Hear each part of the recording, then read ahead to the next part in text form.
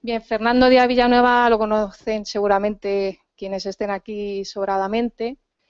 Él, sobre todo, yo creo que le gusta que le presenten como periodista más que como historiador, aunque por formación es historiador y es perroflautólogo también. Y también, hablando de libros, pues es prolífico últimamente en esto de la producción de libros. Y hoy nos viene a presentar precisamente el último de ellos, que es la historia criminal del comunismo, que lleva ya bastante tiempo vendiéndose. En ese aspecto él es muy... Aunque habla del perroflautismo, yo creo que coge muchas cosas de esa corriente. Y bueno, pues prueba todo tipo de medios y de canales innovadores para colocar toda su producción, y seguro que ahora os hablará, ¿no?, de dónde tiene a la venta este libro y otros anteriores. Como digo, son canales pues muy modernos, no muy actuales. Y bueno, también su forma de comunicarse con sus lectores o con sus oyentes, porque también se mueve mucho en el ámbito audiovisual, pues es muy de ir al choque, es una persona muy franca, como le gusta a él las personas. Y bueno, pues hoy lo tenemos con nosotros y seguro que también lo va a ser. Nos va a presentar una serie de episodios de la historia criminal del comunismo, y luego, pues como siempre, tendremos un turno de preguntas y seguro que ahí también dará que hablar. Adelante, Fernando. Y bueno, le hace unas portadas. Esta portada, por ejemplo, pues obra mía, ¿no? Es una cosa muy simple, bastante más bonita de las que te hacen normalmente por ahí, ¿no? Bien, el caso de la historia criminal del comunismo es el último que he sacado, pero había sacado ya antes otro, la historia de las grandes batallas de la historia de España, una pequeña historia de España por capítulos, etcétera, ¿no? Y seguiré sacando. Tengo ya un par de ellos en capilla que saldrán, espero que antes de final de año, a principios del próximo, siempre con la misma filosofía en la que yo escribo, que es básicamente divulgativa. Yo no soy un profesor universitario, ni he querido serlo jamás. Salí de la universidad espantado y no quiero volver a ella. Y entonces, bueno, lo que me interesa es contar cosas y que la gente... Bueno, allá nos han quitado el audio. Vale. Bueno, la cosa es que el libro lo edito yo, me hago yo la portada, lo subo a Amazon y como los costes que he tenido han sido tan bajos, pues lo dejo a precio de risa. En concreto, este libro cuesta 90 céntimos, pues que el resto cuesta por el estilo, ¿no? También tengo una enciclopedia perroflauta, por cierto, es mi obra magna, que es un poco más cara porque, claro, es una cosa seria que merece la pena pagar, que cuesta 2 euros, ¿vale? Bien, esto ya, una vez dicho esto, que si queréis leer este libro tenéis que hacerlo necesariamente en versión digital, a través de Amazon, cuesta baratísimo. Si queréis leerlo pirateado, no tengo ningún problema, de hecho anda por ahí por internet, ya me han pasado algunas direcciones. Yo preferiría que lo compraseis, tampoco es tanto, 90 céntimos los tiene cualquiera, pero si queréis encontrarlo por ahí libre, yo de hecho subo las versiones sin DRM, sin derechos digitales, para que la gente se lo pueda copiar. Quiero que la gente me lea, no que ande pagando los libros. Esto ya sé que es muy duro de decir, sobre todo pues para gente como Lucía Echevarría o Juan Manuel de Prada, se cabrean muchísimo, pero es verdad. Yo creo que lo principal, uno escribe para que le lean otros, no la autosatisfacción esa del autor. No, yo escribo para reconciliarme, para contar mi vida, eso es mentira. Escribimos para que nos lean, si no, no es porque escribir es duro. Uno se tiene que sentar, concentrarse, se fuma 3 paquetes de tabaco, tal, es decir, te desgasta, ¿no? Y si lo haces es porque quieres hacer la satisfacción de que lo lean, yo en mi caso de convencer a gente de cosas de las que yo ya estoy convencido, y además si te puedes llevar unos eurillos, pues mira, mucho mejor, ¿no? Estos señores de Amazon pagan puntualmente cada mes, cosa que el editor no, yo todavía no he visto 1 euro de ningún editor, y publiqué 5 libros, ¿vale?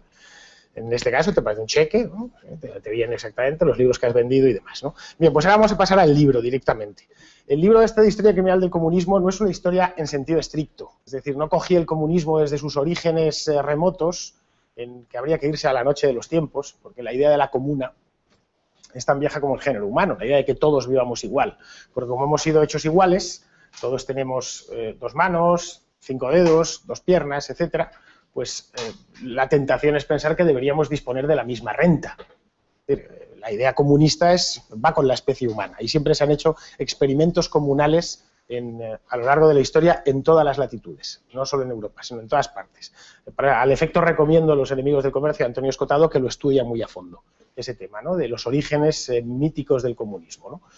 Vamos, míticos y reales e históricos. Bien, el comunismo sobre el que yo empecé a escribir no era ese comunismo, sino el comunismo real, lo que es el marxismo aplicado a la realidad, que es, digamos, el marxismo-leninismo, ¿no?, que tiene un momento de inicio en la historia y creemos todos que tiene un final, que fue la caída del muro y la desaparición de la Unión Soviética, pero no es cierto, el comunismo sigue existiendo. Sigue habiendo dos países en el mundo que son comunistas, uno es Cuba y el otro es Corea del Norte, y está renaciendo en algunas partes del planeta, como es el caso de Venezuela. Me decían ahora que habían creado un viceministerio de la felicidad suprema. Bien, eso es 100% comunista. Es decir, conseguir cambiar el mundo mediante la ley. Yo si decreto que hay felicidad, tiene que haber felicidad por narices, y si no eres feliz, te elimino. Bien, la pregunta que me hice al empezar a escribir esto fue si el comunismo era una doctrina netamente criminal. Esto nació hace ya bastantes años, a raíz de no sé si conocéis la revista La Ilustración Liberal. Bien, pues en el año 99, que ya ha llovido, hubo un pequeño rifirrafe, porque en esa revista publicaron un artículo sobre los hijos de Dios, que era una secta religiosa, de radicales religiosos, que había decidido la Generalidad de Cataluña quitarles a los niños, ¿vale? Porque los andaban, pues los tenían, era una especie de comuna. Había decidido arrogarse el poder de ser los padres de los niños y retirárselos. Bien, los padres se quejaron y fueron a la Generalidad diciendo, oiga, que son mis hijos y yo les educo como quiero. Entonces tuvieron que recular y creo que fue el Tribunal Supremo el que obligó a la Generalidad a devolver a los niños a sus padres y se abrió un pequeño debate en aquel momento. Empezó esto en la Ilustración Liberal con este artículo y este artículo dijo, muy bien, efectivamente no creo que sea el mejor lugar del mundo para criarse que en una secta religiosa, pero es que tus hijos son tus hijos. No te los puede quitar nadie, menos que nadie el Estado, a no ser que puedas demostrar que el padre esté infligiendo un daño físico o psicológico real sobre el niño, ¿no? Y el autor de este artículo, que era Jesús Gómez, hizo una comparación, que fue, el comunismo es también, en cierto modo, una secta criminal, o se ha comportado como una secta criminal, y nadie, en su sano juicio, pediría que le quitásemos los niños o que el Estado le quitase los niños a los hijos de los comunistas. Bien, la cosa se quedó ahí, hubo un pequeño, en aquel entonces no había Twitter, algunos se movían foros y tal, y 10 años después resurgió el debate, porque Jesús Gómez quiso ser político y se presentó a una alcaldía, y los comunistas locales recuperaron ese artículo y lo volvieron a sacar a la palestra, con gran disgusto para él, porque ni se acordaba que lo había escrito. Total, que volvió otra vez lo mismo y es cuando me puse yo a escribir este libro, que fue en el año 2011. ¿Pero realmente es criminal o no es criminal? Bien, ninguna idea es criminal. Delinquimos las personas, no delinquen las ideas. Es decir, esto que suele decir Huerta en la clase, ¿no? Esto es una idea, no recogerla. Pues una idea no te puede matar. Una idea no te puede hacer nada. Puedes tener la peor idea del mundo. Yo puedo pensar que os voy a matar a todos aquí ahora mismo, pero nadie me puede meter en la cárcel por eso, ni acusarme de nada. Lo más que pueden hacer es si realmente saco la metralleta y os mato a todos. En ese caso, bueno, con la ley actual en España no creo que pasase de los 18 años en la cárcel. Entonces, desde el punto de vista teórico, ninguna idea, ni el comunismo, ni el nazismo, ninguna idea es criminal, ninguna idea delinque, porque las ideas no delinquen, insisto. Lo que sí se ha demostrado criminal es su aplicación práctica. Es decir, esas mismas ideas que en el universo etéreo de las ideas no hacen daño a nadie, en la práctica aplicadas por gobiernos de verdad, sobre gente de verdad, se han hecho daño a la gente. Muchísimo daño a la gente, más del que podamos imaginar nosotros ahora. Es decir, el comunismo tiene la cifra canónica de 100 millones de muertos, que probablemente sean unos cuantos más. Es una cifra conservadora de un libro que salió hace, pues, el año 97, creo que fue hace 15 años ya, que unos investigadores franceses, unos historiadores, hicieron una especie de recopilación de los regímenes comunistas hasta la fecha, sobre todo la Unión Soviética, ¿no? También incluye a otros países como los del este de Europa, incluso la España de la Guerra Civil, y calcularon de manera muy conservadora 100 millones, podrían ser algunos más, ¿no? Y otros tantos que no conocemos pero que murieron a consecuencias de esos regímenes inhumanos, ¿no? 100 millones de personas se dice pronto, pero es que España tiene 47 millones de habitantes, ¿vale? No es ni la mitad de los que mataron directamente los regímenes comunistas. Son 100 millones de personas con nombres y apellidos, más otras tantas que padecieron cautiverio en campos de concentración, en cárceles como presos políticos, en prácticamente todos los países, bueno, ¿qué digo? En todos los países donde ha habido un régimen comunista, automáticamente ha habido delitos de conciencia. Es una cosa y la otra van unidas, es imposible. De hecho, el comunismo es inaplicable si antes no se somete a las ideas a una policía. Sin policía política no hay posibilidad de implantarlo, ¿no? Bien, entonces, algo así, algo semejante, ¿cómo puede ser que termine gobernando? Es decir, realmente, si viviésemos en la Tierra Media, ¿Sauron tendría alguna chance de ganar unas elecciones? Pues yo creo que no, pues un tío con un ojo de fuego, tal, unos orcos que son feos de narices. No, si sometiesen allí a la voluntad popular de los orcos, de los enanos y los hobbits y tal, no le votaría a nadie. Mira, el comunismo es lo más parecido a Mordor, si lo pensamos. Lo único que genera es miseria, dolor, desesperanza, pobreza. ¿Te apañas o con la silla?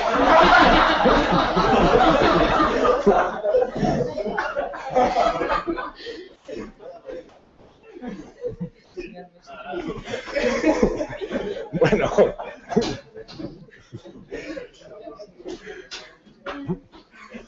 Entonces, que se ha quedado todo esto hiperventilando con la silla. Bueno, entonces, ¿cómo puede ser que haya habido que media humanidad, o prácticamente media humanidad, haya estado gobernado por regímenes comunistas durante casi medio siglo? En el año 1975, media humanidad estaba gobernada por el comunismo. No solo la Unión Soviética, que es era el país, bueno, Rusia sigue siendo el más grande del mundo, 22 millones de kilómetros cuadrados, sino toda Europa del Este, gran parte de África, en América, solo en aquel entonces estaban Cuba y Nicaragua, pero bueno, estaba creciendo y en Chile estuvieron a punto de hacerse con él. Salvador Allende básicamente a lo que iba era a convertir Chile en un país comunista, ¿no? En el sudeste asiático el horror de los horrores, es donde se instauraron las democracias populares, las dictaduras, es decir, peores y más sangrientas, la de Camboya, la de Laos, la del propio Vietnam, no digamos ya lo de China. Entonces, ¿cómo es posible que llegasen a subyugar, porque ahora son nada, 2 paisitos remotos, pero cómo llegasen a subyugar a tanta gente durante tanto tiempo? Mira, el comunismo, como parte de una idea aparentemente noble, que es esa que os he comentado, esa idea que la tenemos dentro, es la de que tenemos que ser iguales, y la aspiración a la equidad, que consideramos como algo armónico, el ser igual, y lo consideramos una virtud, ser igual al de al lado, o que seamos todos iguales o muy parecidos. Y no es una mala idea, es decir, a nadie le gustan las diferencias, a nadie le gusta ver un millonario en una limusina y al lado un pobre hambriento. Es decir, eso lo rechazamos de plano. Pues, lo primero que pensamos es que mal repartida está la riqueza.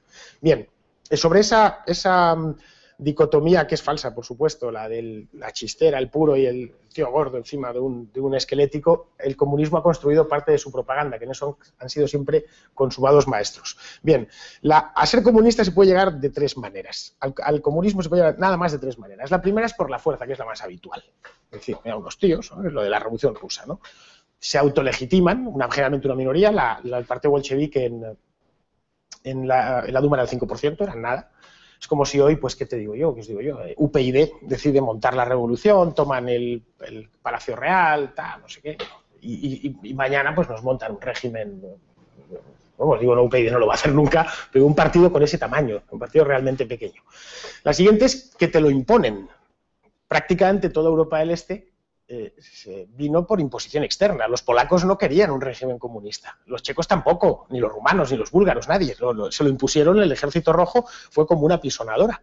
En el sudeste asiático fueron los chinos. En cambio, China sí hizo su revolución previa a una guerra civil, como en el caso de Cuba. En Cuba no se impuso desde fuera, todo lo contrario, fue mediante la fuerza, bueno, 3 años de guerra, pues la guerrilla famosa de Sierra Maestra y demás. Y la última es por las urnas también se puede llegar al comunismo.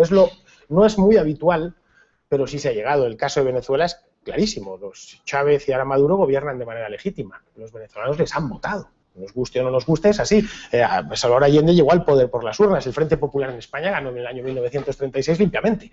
No tuvieron que fusilar a nadie, los fusilamientos vinieron después.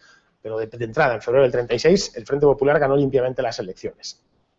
Bien, entonces, a partir de aquí, una vez han conseguido el poder, siempre por una de estas 3 vías, la normal es siempre la violenta. El comunismo y violencia van íntimamente unidos. Y parte del marxismo, de la idea marxista de que la violencia es la partera de la historia, de que nada se puede alumbrar si no es violentamente. Lo vemos, por ejemplo, en las manifestaciones. Las manifestaciones, porque siempre o casi siempre, manifestaciones, quiero decir, de socialistas, manifestaciones de gente decente, no. Con socialistas de derechas y de izquierdas. ¿Por qué terminan siempre con un pequeño grupo armándola? Que está esperando además a eso. Está esperando a que se vaya la gente bien intencionada y entonces ya llevan sus cócteles molotov, su tal, y empiezan a atacar a la policía, le meten fuego a un contenedor, atacan la sucursal de un banco, y dices, ¿por qué lo están haciendo? Cualquiera de vosotros que haya visto una manifestación o el final de una manifestación, lo primero que hace es chocarte. ¿Por qué necesitan la violencia? Pues la violencia la necesitan porque a partir de ahí todo va a ser violencia. Y todo se va a imponer mediante la violencia. Y la idea es, el mundo está equivocado, es decir, el orden de cosas que hemos heredado del pasado está equivocado y hay que cambiarlo. Y la manera más directa de cambiarlo, es decir, la gente no deja de pensar en sus asuntos y de interesarse por sus cosas de grado. Nada más lo hace por la fuerza. Realmente nunca dejas de pensar en tus propios asuntos porque es nuestra naturaleza. Pero bueno, el Che Guevara en eso lo decía claramente, ¿no? Es el que necesitamos construir el hombre nuevo y lo necesitamos construir ya. Entonces, para construir el hombre nuevo solo tenemos dos vías. Una, esperar 30 o 40 años a formar nosotros a la siguiente generación, la obsesión con la educación. Y la otra es, a todo el que no agache la cerviz, lo liquidamos. Lo liquidamos físicamente. Lo matamos a hambre o en un paredón, ¿no? Entonces, el programa ese programa violento trae una transformación de la sociedad, porque el comunista, cuando empieza su programa de transformación, siempre dice que va a haber que hacer sacrificios. El propio Fidel Castro, Cuba era uno de los países el más rico de toda la América hispana. Y los cubanos, en Cuba había en 1959 más vacas que personas. Comer carne en Cuba era lo normal. Bien, sabemos que 5 años después comer carne en Cuba era para los del partido y poco más, ¿no? Lo mismo pasó pues prácticamente con casi todas las cosas, ¿no? En Cuba conducir un coche pues era una cosa relativamente normal en el 59 y en el 60 ya solo tenían coche los miembros del partido, ¿no? Y así con todo, bueno, hasta el azúcar, era el país que más azúcar producía del mundo, bueno, pues dejó de serlo porque socializaron o colectivizaron las zafras y demás, ¿no? Entonces, sobre esta base, ellos dicen, un pequeño sacrificio que no va a costar nada, total, bueno, que se mueran 4, y además, total, eran 4 ricachos, los 4 ricos podemos prescindir de ellos. Me decía antes José Ignacio del Castillo que en la base del comunismo hay una parte muy importante de resentimiento, y es cierto, es decir, y de envidia, de, bueno, ¿por qué este de enfrente tiene más de lo que tengo yo? O es más listo de lo que soy yo, y por lo tanto tiene más posibilidades de obtener rentas y riquezas de las que voy a tener yo nunca. Bueno, pues como no puedo solucionarlo, porque yo a este hombre que ha nacido guapo no le puedo afear, bueno, sí, le puedo desfigurar y tal, pero al que ha nacido listo, a no ser que le des con un ladrillo en la cabeza, va a seguir siendo más listo que tú y prosperará mejor que tú en la vida. Pues la única manera es liquidarlo. Ya está. Es la manera más directa, ¿eh? Esto es Caín y Abel. Es decir, pues virtuoso, no sé, le liquido y fuera. Y además construyo sobre mi actitud, además es la buena. Porque ese es el que estaba impidiendo que el resto de ese virtuoso es el que estaba impidiendo que la civilización progresase y que el ser humano pues llegase a un estadio superior. O sea, esa idea del mejorar al hombre es constante en todos los regímenes comunistas. Es decir, cuando llevaban 40 años en la URSS con un gobierno comunista, todavía hablaban en los periódicos de... Es que hay resabios de la época de los zares, no quedaba nadie ya de la época de los zares, pero no hay resabios de la época de los zares que hay que ir limando poco a poco, ¿no? Si cogían a uno que no lo era, ya habían pasado medio siglo, pues decían, claro, ya no podemos echarle la culpa al pasado. Esto es que este tío trabaja para otros, y hay los agentes del imperialismo, este tipo trabaja para otros o directamente es un enfermo mental. Entonces, a los disidentes se les metían sanatorios psiquiátricos, no podían entenderlo. Pero si vivimos en el paraíso, ¿cómo puede ser que tú estés en contra de esto? Es una de dos, o eres malo o te está pagando la CIA directamente. ¿Cómo llaman a los disidentes cubanos? Los gusanos, ¿no? Al servicio de la CIA, no es un pobre hombre que vive en Miami, ¿no? Este tío está en el servicio y le están pagando. O si no es que estás loco, y a los locos pues hay que o mandarles al gulag, o para que se mueran de hambre, o matarles a trabajar, o si es una persona, pues un escritor famoso, un músico famoso, se le confina en un sanatorio a las afueras de la ciudad a que, bueno, intente rumiar el error que tiene y morirse con él, o si es joven, se le puede reeducar. En los laogai, que eran los campos de concentración chinos, eran oficialmente campos de reeducación, se definían así. Había que reeducar a gente que se había, bueno, desviado de la norma, ¿no? Bien, en este proceso de transformación del mundo no solo incluye el igualarnos en la cantidad de renta que obtenemos cada año, que esto, bueno, es la base sobre la que la propaganda comunista se instaura. No puede ser que haya ricos y pobres. Esto es una cosa, esto no es propio de una especie que se dice civilizada y demás, ¿no? No, a partir de ahí una vez ya están en el poder, tienen que subvertir todos los valores. absolutamente todos. Yo de los muchos capítulos que tiene el libro, he escogido 3 de ellos en los que se trataron los respectivos regímenes comunistas de cambiar el mundo, pero en cada uno de ellos una cosa relativa al mundo. El primero de ellos es sobre cómo la familia al uso, lo que ellos llaman familia burguesa, lo siguen diciendo, no hay más que leer las páginas web, hay comunistas y punto, es decir, no penséis que estoy hablando de arqueología ni nada de esto, es decir, hay comunistas y siguen en la web y los podemos ver, y yo conozco a muchos y demás, ¿no? Ellos una familia normal, es decir, un padre, una madre y 3 hijos, es una familia burguesa, y es una familia que hay que eliminar porque es el origen de todos los males que luego vienen. Entonces, en todos, sin excepción, los regímenes comunistas que han sido, se ha tratado de eliminar la familia. La familia, como cualquiera sabe, no hace falta leer a nadie, es algo espontáneo que apareció en un momento de la historia y bueno, y se ha ido desarrollando. La institución, tu arregla, pues como la moneda. Si alguien nos puede, ¿quién inventó la familia? No lo sabemos, no tenemos ni idea. Sabemos que está así, que funciona así y que, no sé, que a nuestra especie le ha funcionado la organización familiar. Por eso la seguimos, por eso perseveramos en ella, ¿no? Bien, pues esa familia es la que ellos mismos tratan de destruir a cualquier coste. El caso de Cuba, una vez más, que es lo que más cerca nos pilla porque los cubanos son hermanos nuestros a todos los efectos, ¿no? Cuba era un país muy parecido a España, en relaciones familiares. Hoy, como sabéis, Cuba es el país donde más divorcios hay, hijos fuera del matrimonio, donde no sé si acordáis, el Yancito, el niño este de hace unos años, su madre se llama Marilyn Lacey, claro, si es que con el mal nombre de la madre, cómo estaban, bueno, los padres, pues estaban divorciados, nos hablaban tal cual, cómo fue el Estado el que quería recuperar el niño. No era el padre, era el Estado, básicamente. Hoy el Yancito ya es un pollancón de 20 y tantos años, que es, por lo visto, un revolucionario de primera. Claro, el tío lo han metido allí en una madrasa y es probablemente de la vida, no sé si por Fidel Castro, pero sí por su hermano.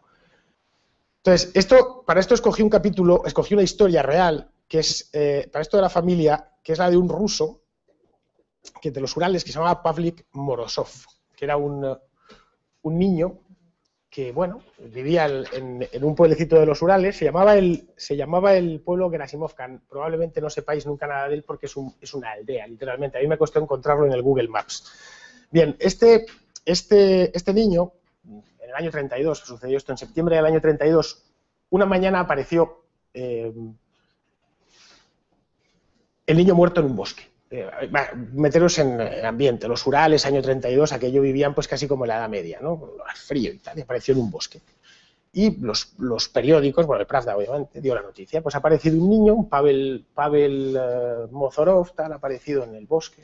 Bueno, y a partir de ahí la propaganda soviética construyó un mito, que era el de el niño que había denunciado al padre porque el padre supuestamente era antirrevolucionario y como venganza, los familiares del padre, al padre lo habían mandado, por supuesto, a Siberia, a un gulag, los familiares del padre habían asesinado al niño.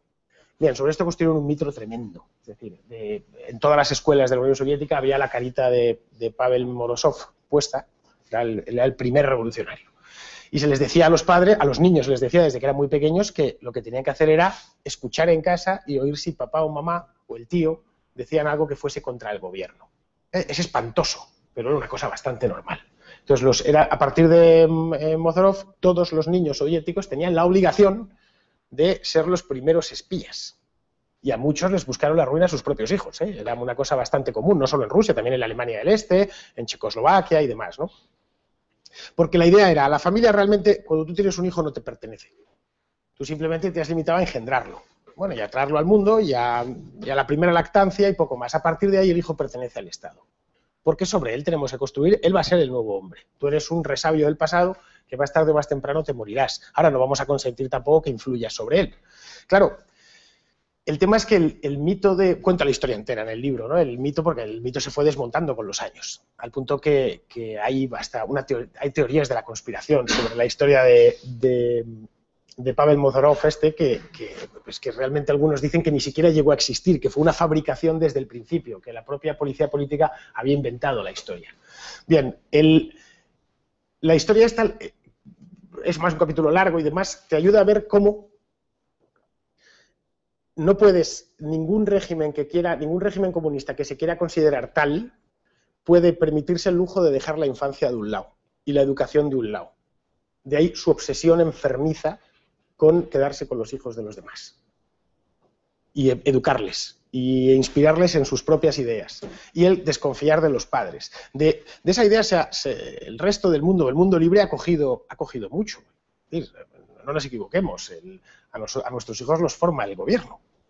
Es así, y si tú quieres que no te lo desgracie del todo, tienes que hacer un esfuerzo grande en casa para que, bueno, para empezar, para que el chaval aprenda. Y luego, sí, porque lo que le enseñan en el colegio es lo que es. Y luego para que no te lo desbaraten mentalmente más de lo que es esperable, pues claro, si el que te lo está educando es el Estado. El Estado lo que forma básicamente son súbditos. En el caso del Estado soviético era esclavos. Súbditos, al niño pues le van a decir que los impuestos son buenos, cuando todo el mundo sabe que los impuestos son malos. Porque si fuesen buenos se llamarían voluntarios, ¿no? Y no impuestos. Entonces, en el caso del... Sí, así hay que decirlo, oye, esto hay que pagarlo, pues no te meten en la cárcel, pero que no es bueno. Es lo que es. Así es como educaría yo a mi hijo. Bien, el gobierno les va a decir que los impuestos es lo mejor del mundo y que la solidaridad y bla, bla, bueno, pues todas las cosas lo que es la corrección política que domina el consenso socialdemócrata en el que vivimos. En la Unión Soviética, decirle a tu hijo que los impuestos son malos era un pasaporte directo a que la policía te diese un palizón y después te mandasen a la cárcel. Y en algún país duro, tipo Camboya, es que ni eso, te mataban sin más contemplación y fuera, ¿no? Eso es el caso de Pavel Mozorov es la rebelión contra la familia. La siguiente, otro tema que he tratado también en un capítulo largo, es el de Lysenko, que supongo que muchos lo conoceréis, Trofim Lysenko, que era un jardinero, literalmente, no es que no era ni agrónomo ni nada por el estilo, soviético de los años 30. Bien, creo lo que él denominó la biología proletaria, ¿vale? Que era que iba a poner la ciencia, literal, al servicio de la revolución. Es decir, nosotros teníamos ciencia burguesa, o el resto del mundo tenía ciencia burguesa, y los soviéticos iban a tener ciencia proletaria que era superior. Es decir, mediante unas investigaciones que iba a hacer este hombre y su equipo, Stalin le bañó literalmente en recursos. Tenía los mejores invernaderos, los más recursos que cualquier otro científico en la URSS. Y además él, de hecho, montó una checa científica. Cualquier tipo que llevase la contraria, aunque fuese con la sensatez mayor, terminaba en Siberia, o terminaba muerto, o lo detenían y le torturaban, etcétera, ¿no? Bien, este Trofim Lysenko era pues un jardinero que estaba destinado en una estación de Azerbaiyán. Azerbaiyán está a freír puñetas, está está pegado detrás de Armenia, en el Mar Negro, pegado a Irán. Es decir, es una república, de ellos los azeríes hablan algo parecido al iraní, no hablan ruso ni nada de eso. Es decir, fijaos el nivel que tenía para que le mandasen a Azerbaiyán. Bueno, pues descubrió que ciertas semillas, lo descubrió, eso lo conocían los campesinos rusos desde siempre, si se humedecían y se enfriaban, esas semillas daban una segunda cosecha extraordinaria, ¿vale? En ciertos años y ciertas partes, dependiendo un poco de la condición del suelo, etcétera. Que en lugares como Ucrania, lugares que son muy fértiles, pues venían muy bien, porque Ucrania era la panadería de la URSS, ¿no? Bueno, había sido el imperio de los zares y demás. Bien, y esto lo vendió él era miembro del Partido Comunista y lo vendió primero, supongo, en Azerbaiyán, y después esto llegó a Moscú. Y cuando Stalin, que acababa de llegar al poder, oyó esto, dijo, bueno, este es mi hombre, yo me lo tengo que traer para Moscú y bañarle en oro, porque si ha conseguido dar una segunda cosecha de trigo, pues ¿qué no hará si está ahí en Azerbaiyán y ha conseguido esto? ¿Qué no hará aquí, no? Se lo trajo a Moscú y le dio todos los recursos posibles, y entonces empezó a inventar. Y él dijo que iba a conseguir, convertir un guisante en una calabaza. Es decir, él decía que la genética era mentira, que la genética la llamaba la criada de Goebbels, ya que eso de la genética era un invento, burgués no, Goebbels no era muy burgués, que Goebbels era tan socialista como él. Pero bueno, como estaban entonces estaba la Alemania nazi y tal, que eran los enemigos oficiales. Bien, entonces, se hizo dueño de la Academia de Ciencias de la Unión Soviética. Llegó a hacer disparates como fusionar la genética, la citología, la agronomía, toda la teoría de la evolución, etcétera, ¿no? Y a todo el que le llevaba la contraria lo pasaba a cuchillo, o mandaba que lo pasasen a cuchillo, ¿no? Se le llegó a llamar lysenkoísmo, a su nueva ciencia. Era una disparatada, ¿no? Llegó al extremo que cuando no le interesaba algo lo prohibía por ley. O sea, había, por ejemplo, un caso, Nikolai Vavilov, que era un el mejor biólogo de Rusia, era un tío que era comunista, era del partido, ¿no? Es una persona, pero claro, era biólogo.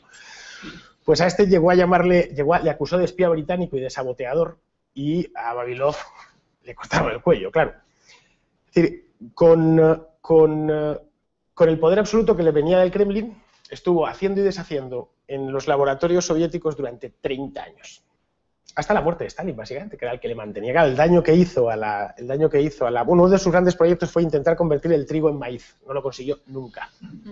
Jamás. De hecho, él como tenía tantos recursos, podía disponer de la mano de obra que quisiese. Claro, lo que los agrónomos de cualquier otra parte del mundo no tenían. Él decía, necesito 200.000 agricultores en mitad de la estepa para que vamos allá a hacer unas pruebas. Y tenía 200.000 agricultores en mitad de la estepa. Luego los agricultores, pues Dios sabe, se morirían de hambre o lo que fuese, ¿no? Del lisenkoísmo, no directamente a causa suya, porque ya había caído en desgracia, vino una campaña disparatada que fue se llamó la campaña de las tierras vírgenes, y era que esto fue Khrushchev, que fue el heredero de Stalin. Él decía que había un problema en el centro de Asia, el centro de la URSS, que es hoy Kazajstán, Uzbekistán y demás, y es que estaba desaprovechado. O sea, no puede ser que allí tengamos un par de ríos y que haya el mar de Aral y demás, pero alrededor pues sean estepas. Esto no puede ser, ¿no? Y además que los americanos produzcan más algodón que nosotros cuando nosotros podríamos producirlo allí. Entonces, su plan era convertir Uzbekistán básicamente en algo parecido al sur de Estados Unidos. Para eso tuvo que desecar un mar, que fue el mar de Aral, y allí no había población, pero era una estepa. Entonces la trajo a los de la Komsomol, que eran las juventudes comunistas, la trajo de las ciudades de Rusia, ¿no? de San Petersburgo, de Leningrado, de Kiev y demás, de las ciudades europeas. En trenes que iban los chavales con 19, 20 años, claro, lo que se encontraban allí pues era un desierto. Desecaron un río para irrigar un desierto, pero seguía siendo un desierto. Es decir, no tenía las condiciones, el centro de Asia. El centro de Asia es seco, pero extremadamente frío. No es como el sur de América, que es muy húmedo y muy cálido todo el año. Claro, fue un desastre absoluto. Eso enlazaba perfectamente con las... Y daba igual, lo importante era al mar de Aral, ya que está seco. Por cierto, solo se ha salvado un trocito, pero ya cuando se destruyó la URSS, porque el gobierno de Kazajstán decidió represar un trocito, el resto está totalmente seco. Decidieron que era un error de la naturaleza el mar de Aral.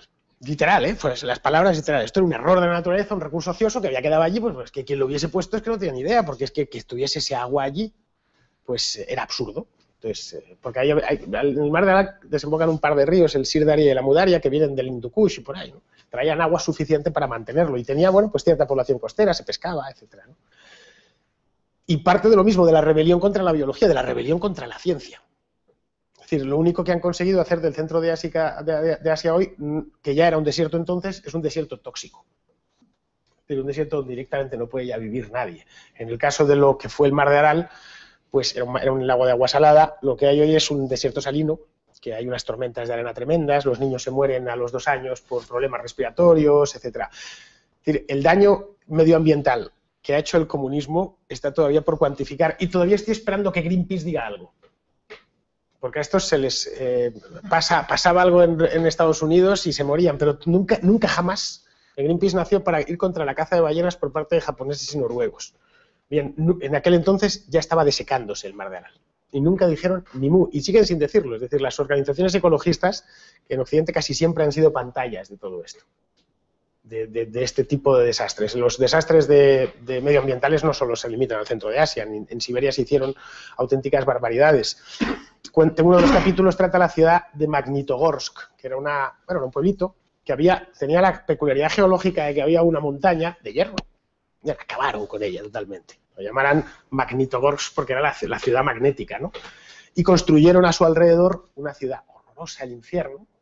Pues ya sabéis, ¿no? Los edificios esos de 15 plantas que se hacían una a la semana. Los rusos las llamaban Khrushchevkas, porque las había hecho casi todas Khrushchev. En tiempos de Stalin mató a Manta, se cargó a 20 millones de personas, pero apenas hizo casas. Los rusos vivían apiñados hasta los años 60, cuando Khrushchev decidió empezar a hacer las ciudades soviéticas que hoy conocemos.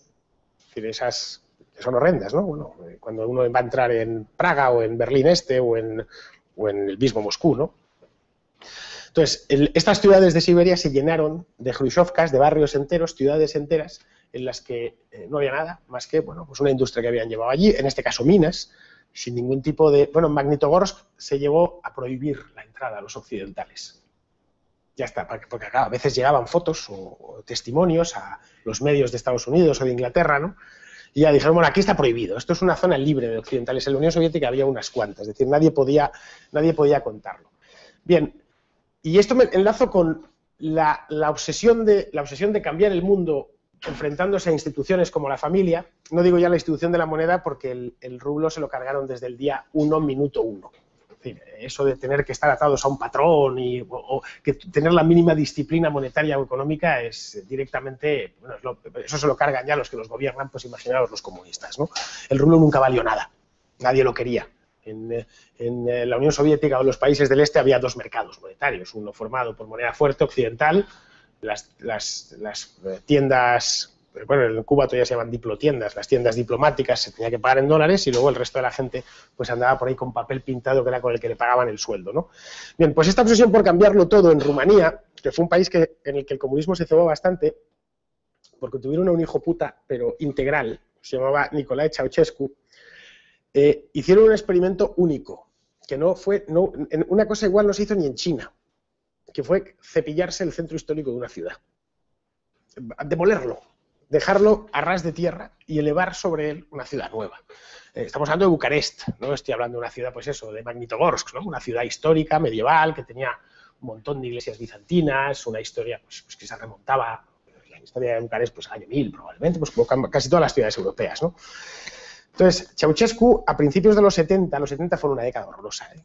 Yo nací en ella, pero la peor década con diferencia. Fue la década más servil del siglo XX. Ceausescu viajó en el año 71 a China. Mao todavía vivía, más la China enloquecida después de la Revolución Cultural. Y de allí saltó a Corea del Norte y se entrevistó con Kim Il-sung, el abuelo del que está ahora, y se quedó alucinado. Él vio lo de la ideología Juche, que es eso que el comunismo según los coreanos, ¿no? Y vio que aquello era una maravilla. Dijo, pues ¿por qué en Rumanía no tenemos una cosa así? Pues se debió volver en el avión pensando, pues yo tengo que crear una especie como de pensamiento propio que no sea exactamente 100% copiado del soviético y que esto tiene que empezar por rediseñar, porque él había visto, claro, Pyongyang, ¿no? Las ciudades, las que le habían enseñado en Corea del Norte y las veía todas perfectas, no sé qué. Y no puede ser, Rumanía es un desastre, Rumanía está llena de aldeas, de pueblecitos, las ciudades son ciudades medievales, en Transilvania, en el Valle del Danubio, no puede ser. Y creo, al volver, ordenó que se crease él lo llamó, en rumano se dice sistematizarea, es decir, sistematización, que era un programa estatal que se tenía que llevar a cabo en 10 años, que consistía en la primera fase en acabar con todos los pueblos pequeños del país. Por pueblo pequeño eran todos los pueblos de menos de 1000, 2000 habitantes, porque Ceausescu consideró que era irracional, que no tenía sentido un pueblo de 1000 habitantes o de 2000 habitantes, a pesar de que él había nacido en un pueblo muy pequeño, en una aldea, se llamaba Skornichesti, que fue la única a la que indultó. Claro. Pero para que no se dijese que claro, había indultado a su propio pueblo, él dijo, no, es que a Skornichesti lo voy a convertir en ciudad. Entonces, Skornichesti, un pueblecito muy pequeño, la hizo arrasar, su propio pueblo, menos la casa en la que él había nacido, que todavía está, se puede visitar. Y hizo levantar Hrušovkas, bueno, Ceausescu, en el caso de Rumanía, y a Skornichesti la llenó de industrias estatales alrededor y le puso hasta un estadio de 30.000 localidades, con equipo de primera división, etcétera, ¿no? De hecho, hoy si busquéis Skornichesti veréis que es una ciudad horrenda, pero que todo se lo debe a que Ceausescu es una ciudad nueva, creada en los años 70, ¿no? A raíz del proceso de sistematización, ¿no? Bien, entonces cuando estaba en plena locura, en plena faena de cargársela, de cepillarse literalmente la Rumanía rural, en Budapest hubo un terremoto. No es muy habitual los terremotos en Rumanía, pero como la placa, que es la Oriente Medio y la europea, pues pillan justo en el Bósforo, pues debió pasar algo que hubo un terremoto bastante grande en el año 1977, en Bucarest. Que bueno, no la destruyó la ciudad ni muchísimo menos, pero sí causó algunos desperfectos, sobre todo en el centro, alguna iglesia se cayó, etcétera, algunas casas, por supuesto todas las que se habían hecho en tiempo comunista se vieron abajo, esas las primeras, y dijo, ya está. Bucarest es una ciudad preciosa, ¿eh? Es decir, la idea que tenemos de ciudad fea es la que le puso Bucarest la llamaban la París del Danubio, era una ciudad de estas austrohúngaras muy bonitas, majestuosas y demás, ¿no? Bueno, pues Ceausescu, que estaba realmente loco, pensó que era la oportunidad de reconstruir la ciudad. Entonces llamó a un equipo de 400 urbanistas y les encargó que 400 Con un par de ellos hubiera bastado, ¿no? Pero 400. Y necesitaría el Palacio de la República para reunirlos a todos. Que quería rediseñar el centro de la ciudad. Enteros, como si aquí pues coges 8 kilómetros cuadrados. 8 kilómetros cuadrados es una barbaridad. Es decir, para que os hagáis una idea, el Principado de Mónaco tiene 3 o 4. Es decir, es todo el centro de Madrid y un poco más. Que había que tirarlo todo totalmente desde abajo y encima había que hacer una gran avenida que se iba a llamar la Avenida de la Victoria del Socialismo, en torno a la cual iban a hacer unos... Su idea era construir que Bucarest siguiese siendo el París del Danubio, pero del estilo socialista. Claro, no es el mismo estilo que el de Haussmann, que mal que bien pues es bonito, ¿no? Porque en esa Avenida de la Victoria del Socialismo iban a vivir todos los funcionarios de alto nivel y todos los del partido. De hecho, si miráis en Google Maps lo que es Bucarest, veréis perfectamente esa avenida que se lleva a terminar y al final del todo un gran palacio, el edificio más grande del mundo. Quería que fuese más grande que el Pentágono, el edificio construido, ¿vale? Claro, el problema es que en esos 8 kilómetros cuadrados vivía la gente. O sea, había como 50.000 personas viviendo. Bueno, pues las cogió y las desahució, sin ningún problema. Las sacó a patadas y las puso a vivir en edificios altos a las afueras de la ciudad o directamente las mandó al campo. Tú en un país, en un régimen genuinamente comunista como era el de Ceausescu, no eres dueño de dónde vives, no, tú no eliges dónde vives, ¿no?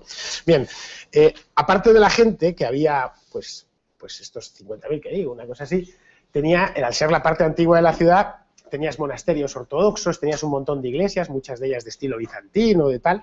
Bueno, pues nada, la mayor parte se las cargó. Entonces, llegó a tal extremo que el gobierno de Alemania del Este, es decir, Erich Honecker, se quejó. Dijo, bueno, en las reuniones estas del Comecon, dijo, ¿pero qué estás haciendo, desgraciado? Que te estás cargando la ciudad y esto, claro, nos da más... No porque le preocupase Bucarest, que les daba igual, sino porque esto les creaba mala imagen dentro del grupo, del resto del mundo. Claro, decían, ¿qué van a decir de nosotros? Claro, que nos estamos cargando una ciudad medieval y luego la gente... Pues claro, ¿esto cómo lo van a defender los partidos comunistas de Occidente? A los que siempre se les está señalando con el dedo, que si los gulags, que si las colas y demás, ¿no? Entonces dijo, muy bien, ya está. Y convirtió eso en propaganda. Salvó 3 o 4 iglesias, ¿vale? Con unos, bueno, piedra, tampoco era nada del otro mundo, y lo vendió como sistemas de ingeniería rumanos que nada más eran posibles en el comunismo. Hay fotos, esto se pueden encontrar por internet, todas las que se veía, pues hay unos obreros con unas grúas levantando una iglesia, vamos, cosas... La arquitectura de los años 70 estaba perfectamente desarrollada para levantar una iglesia, ¿no? Y esto lo vendían como, fijaos si estamos por la cultura, que estamos salvando esta iglesia, claro, salvándola de tu propia barbarie. Entonces, esas iglesias, claro, es lo único que queda en el centro de Bucarest, esas que se salvaron, pero solo porque hubo quejas formales, si no se las hubiera cargado todas. Le dio tiempo a terminar prácticamente todo e incluso a construir el Palacio de la República. El gran palacio este que estaba pensado, de hecho, es el edificio más grande de Bucarest, creo que es el segundo del mundo ahora. Y poco después, esto creo que terminó en 86 o 87, y en 89 afortunadamente le metieron 4 tiros a él y a su mujer, ¿no? Habréis visto la escena está en YouTube, ¿no? Que los agarraron unos soldados y se los llevaron a una casa a las afueras de Bucarest y los hicieron a Ceausescu y a Elena Ceausescu, que era casi peor en la mujer que el marido, les hicieron un juicio sumario y los ejecutaron allí mismo, ¿no? Bien, los rumanos, claro, contemplaron atónitos aquello y a esto lo llamaron Ceaușima. O sea, como si hubiera caído una bomba en el centro de la ciudad y habían levantado una ciudad socialista encima.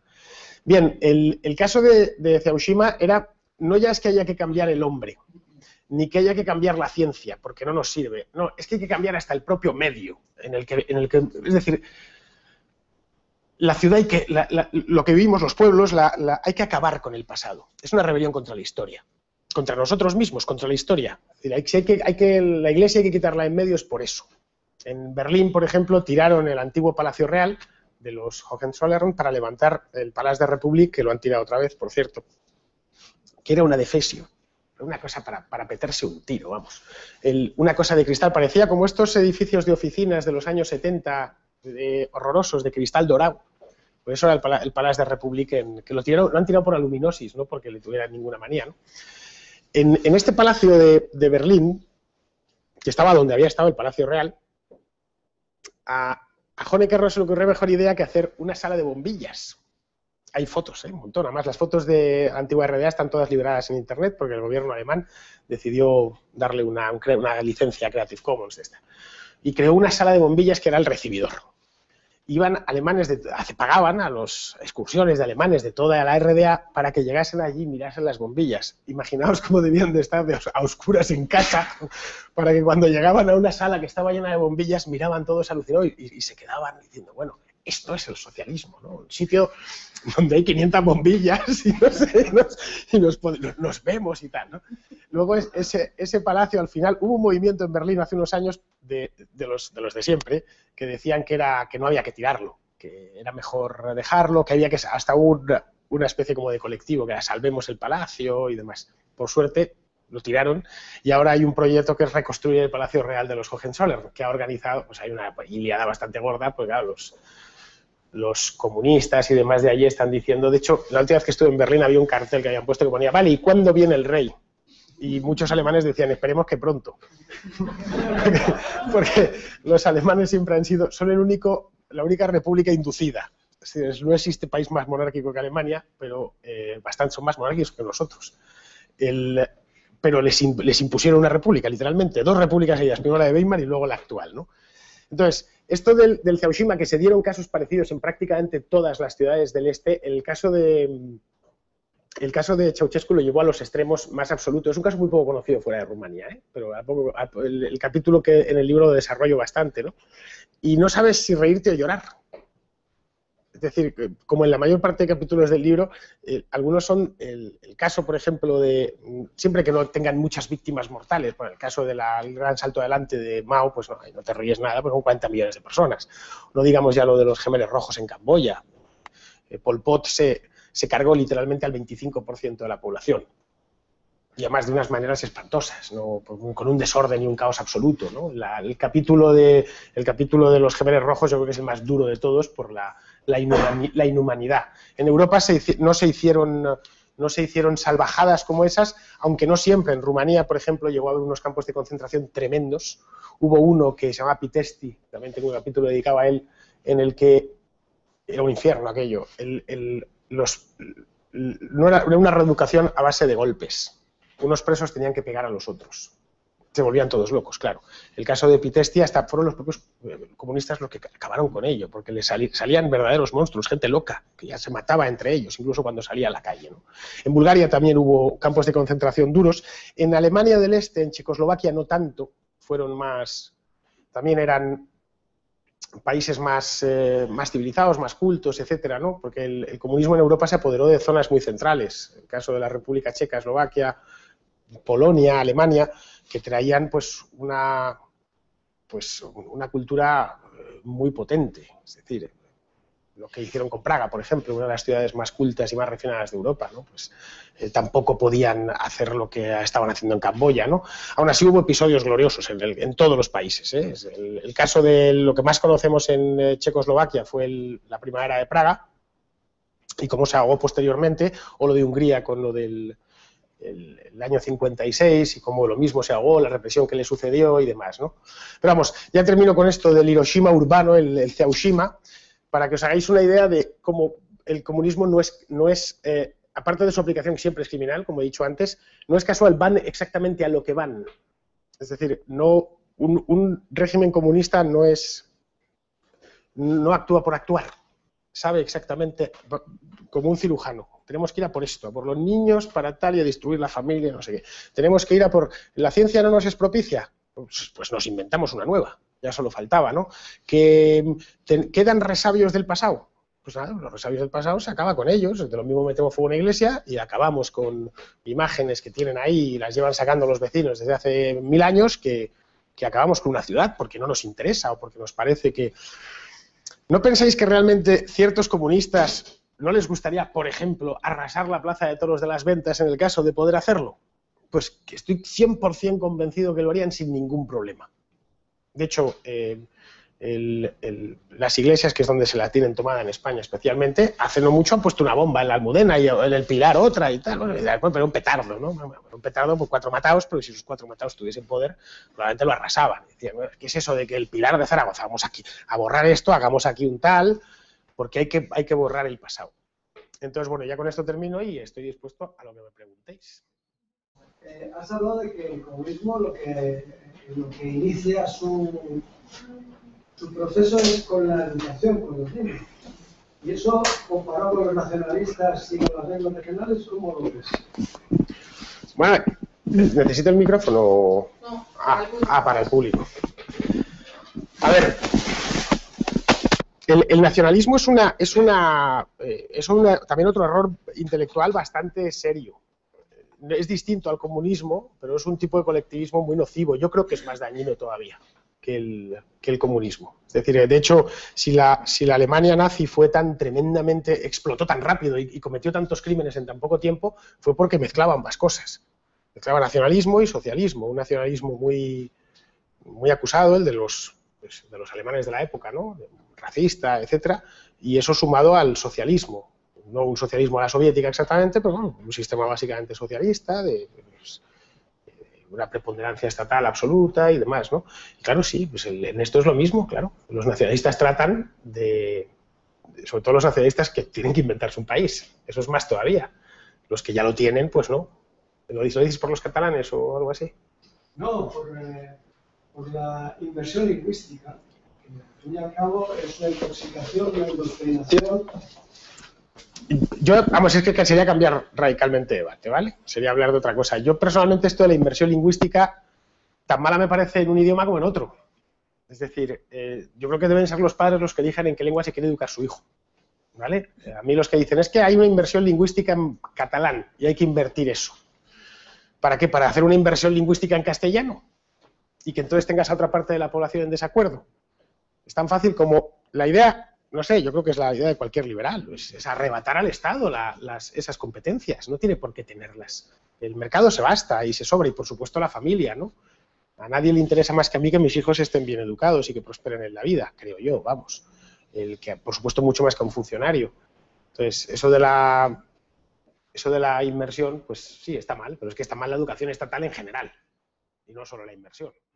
Fernando, aparte del reproche de que no me quieres el capítulo en su día que tenía el del monumento a Stalin, esto es divertidísimo, esto es en Praga. Hice una esta sobre las Stalin, hice un artículo sobre un capítulo solo de la cantidad de Stalingrados que había por todo el mundo. Esto era en Praga, construyen el mayor monumento a Stalin del mundo.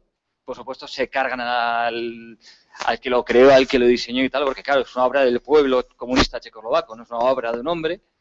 Y después, claro, tiene la mala suerte que después de hacerlo, levantarlo en la ciudad y tal, se muere Stalin. Y claro, dice, joder, ¿qué hacemos con esto? Y tienen que hacer toda una historia para volarlo sin cargarse la ciudad, porque para quitarlo ponían en riesgo toda la ciudad para poder volarlo del tamaño que tenía. Pero bueno, al margen de esto, que el próximo estudialo y cuéntalo y tal, el próximo capítulo del libro, que está muy bien, yo lo he leído y es excelente. Tú dices, cuando hablas del modo de llegar, yo creo que hay un elemento fundamental en el comunismo, que es la mentira. O sea, tú decías, mete urnas, Allende. Pero Allende no llegó como comunista. Allende, la propaganda es mentira. Allende no llegó como comunista. Se apoyó en los comunistas, traicionó a todos. Claro, justo por las armas. Castro, de hecho, el Partido Comunista se llamaba comunista y él negaba que fuera comunista. Entonces, al final, la mentira también es un elemento fundamental. Y también yo creo una diferencia entre el fascismo, el nazismo y el fascismo no se les puede acusar de mentir. Son ideologías que dicen las burradas que tienen previstas. Hitler lo decía bien claro lo que quería. Quiero expandir el Reich, el espacio vital, cargarme los judíos, en fin. Pero el comunismo siempre vende, oye, utiliza libertad, utiliza palabras. En fin, creo que es el uso de la mentira, creo que sería interesante que hablas un poco sobre ello, como es una herramienta fundamental del comunismo. De las columnas vertebrales. Es decir, básicamente todo es mentira. Todo lo que te viene. Es más, no es que tenga ya 100 millones de muertos a sus espaldas, es que el comunismo es sinónimo de miseria. No ha habido un solo país comunista próspero. No hay más, y no hay que darle más vueltas. Y eso que llegaron a atrapar países realmente con tradiciones industriales, con los que he dicho antes del centro de Europa. Es decir, convertir a la República Checa, a Bohemia, en un lugar pobre, hay que hacerlo realmente mal. No es que dices, no, es que... A ver, Angola, no. Estoy hablando de países que ya eran muy ricos antes de ser comunistas. El caso de Alemania, ¿no?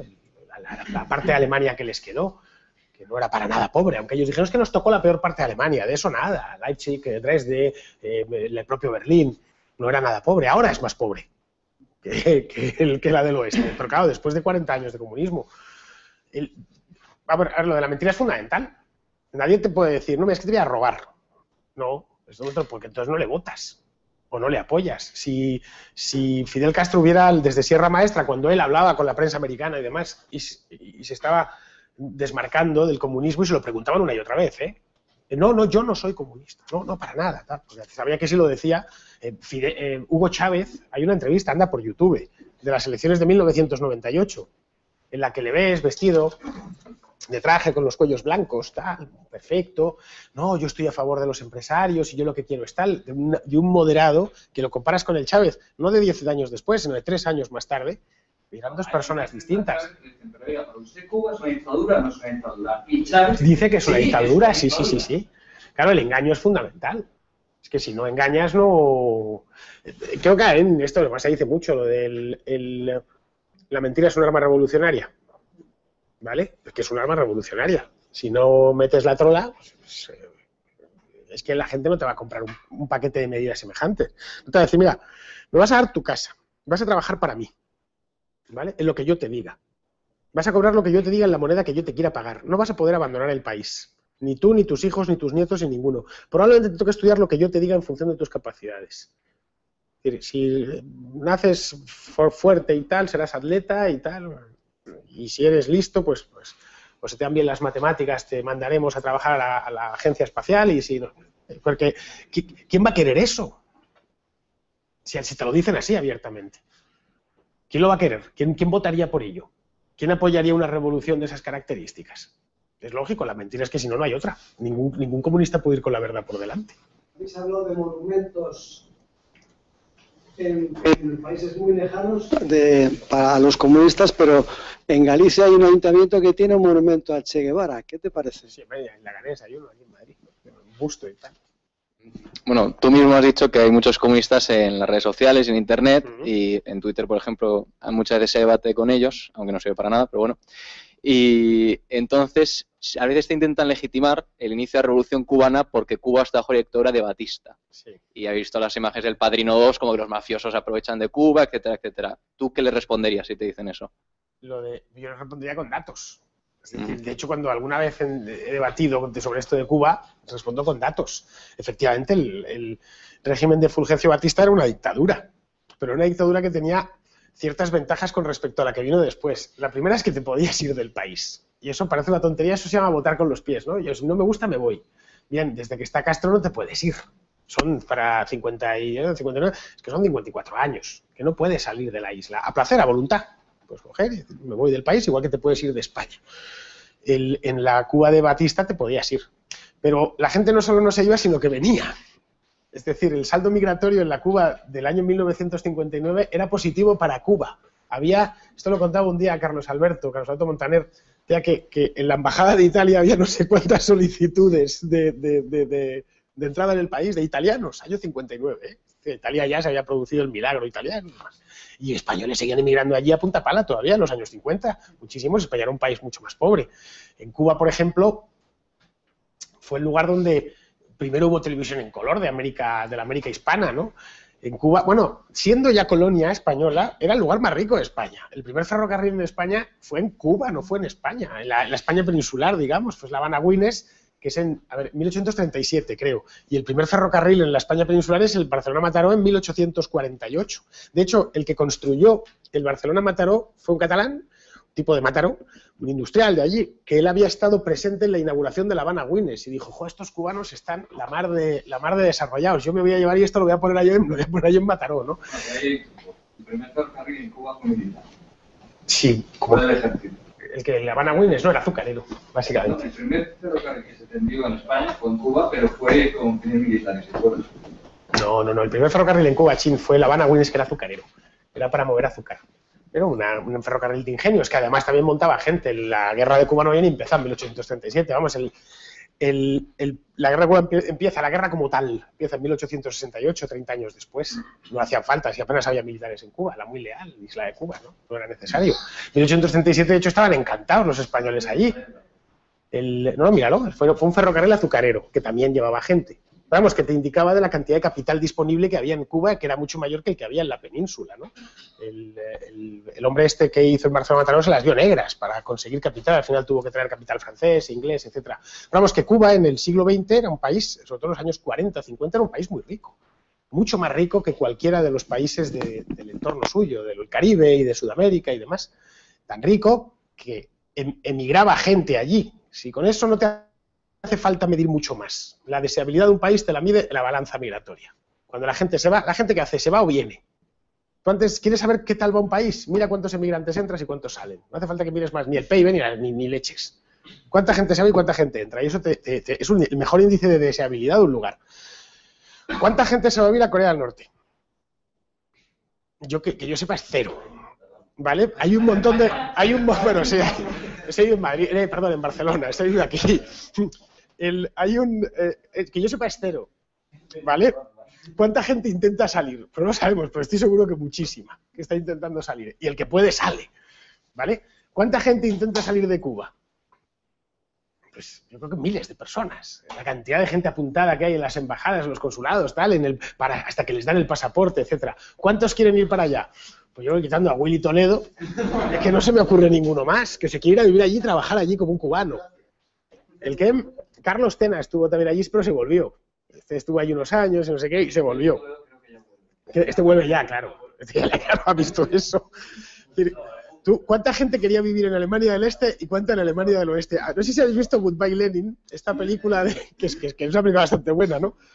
Que le hacen a la madre que está enferma muriéndose, le hacen unos vídeos de mentira y le dicen, claro, como la mujer ha salido y ha visto coches occidentales, decide el amigo del hijo, montarle un vídeo, una pieza de informativos, que aparecen en unos BMWs y le ponen el off diciendo, no, pues ha habido una avalancha de occidentales en Berlín porque están hartos de la competencia y del no sé qué, para que la mujer, vale, claro, ahora entiendo porque yo había visto unos de Wuppertal ahí en el... Sí, o lo de la Coca-Cola y tal, ¿no? No, que ha habido un acuerdo que hemos tenido con el... Siempre es así. Yo creo que es el argumento definitivo, ¿eh? No hace falta enmierdarse más. ¿Cuánta gente quiere salir y cuánta gente entra? Punto, no hay más. En el caso de Cuba te van a venir con lo del bloqueo, no existe tal bloqueo. Es decir, en Cuba no está la armada yanqui allí bloqueando la cosa, no, hay un embargo que afecta solo a los Estados Unidos. Cuba puede comerciar con el resto del mundo. De hecho, comercia con España. Aquí yo he comprado tabaco cubano. Legalmente, por no hablar de que es el bloqueo, entre comillas, más ineficiente de la historia de los bloqueos, porque La Habana está inundada de dólares, yo no sé cómo, pero está lleno, aquello está, y hay productos americanos por todos los lados, pero bueno, con cualquier lado pueden comerciar, menos con Estados Unidos, eso no sirve de excusa, pero bueno, puedes coger Corea del Norte no tiene ningún bloqueo, o sea, aquello es una miseria. El caso de Venezuela actualmente, que no tienen ni papel del váter. que la cosa está clara y los venezolanos en cuanto pueden se van del país. De hecho, aquí alguien se quiere ir a vivir a Caracas. Con trabajo, ¿eh? No estoy... Trabajo en Caracas, mañana, para incorporarse mañana. Nadie, y eso no me interesa. Pues porque, o alguien pondría una empresa en Venezuela. Nada, una cosa sencilla, un kiosco pipas, ¿eh? No estoy hablando de... No, porque me lo van a quitar al quinto día, entonces ¿para qué lo voy a abrir? Es así, en serio, cuando debato más que con cierto tipo de gente no merece la pena debatir. Porque es que hablas con believers y hablas con tíos con... hablas con un... Es como si tú ¿qué te digo yo? A un testigo de Jehová le quieres convencer de que Dios no existe. Es que puedes pasarte años que no le vas a convencer. Le puedes sacar lo que quieras, todo, la paradoja de Russell, no sé qué, da igual, no le vas a convencer. Pues con esto, en este caso, es lo mismo. ¿Y qué pasa con China? Eso siempre se deja a un lado. ¿Cómo con China? ¿Qué pasa? Es comunista. Sí, claro, China es un régimen comunista. Lo que pasa es que es un régimen comunista cuyos líderes han decidido no cambiar el mundo.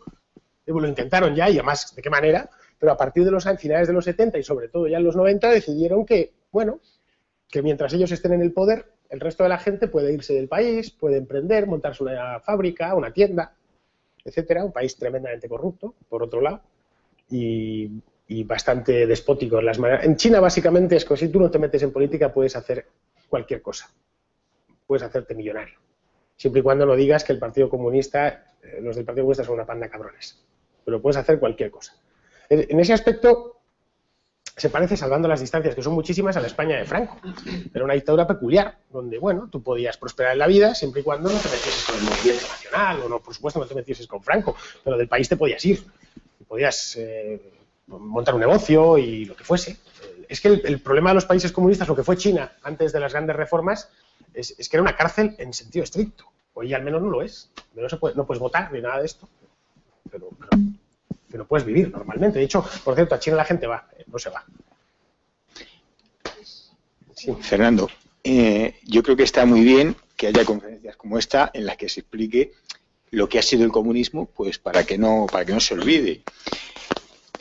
Pero esto, de alguna manera, alguien tan clarividente como era Hayek, pues ya lo decía, en 1960, en su libro La Constitución de la Libertad, decía, bueno, criticar el comunismo es casi perder el tiempo. Dice, porque ahora mismo es evidente, lo decía en 1960, a él le parecía evidente que el comunismo es un fracaso y que la mayor parte de la gente en el mundo occidental lo rechaza.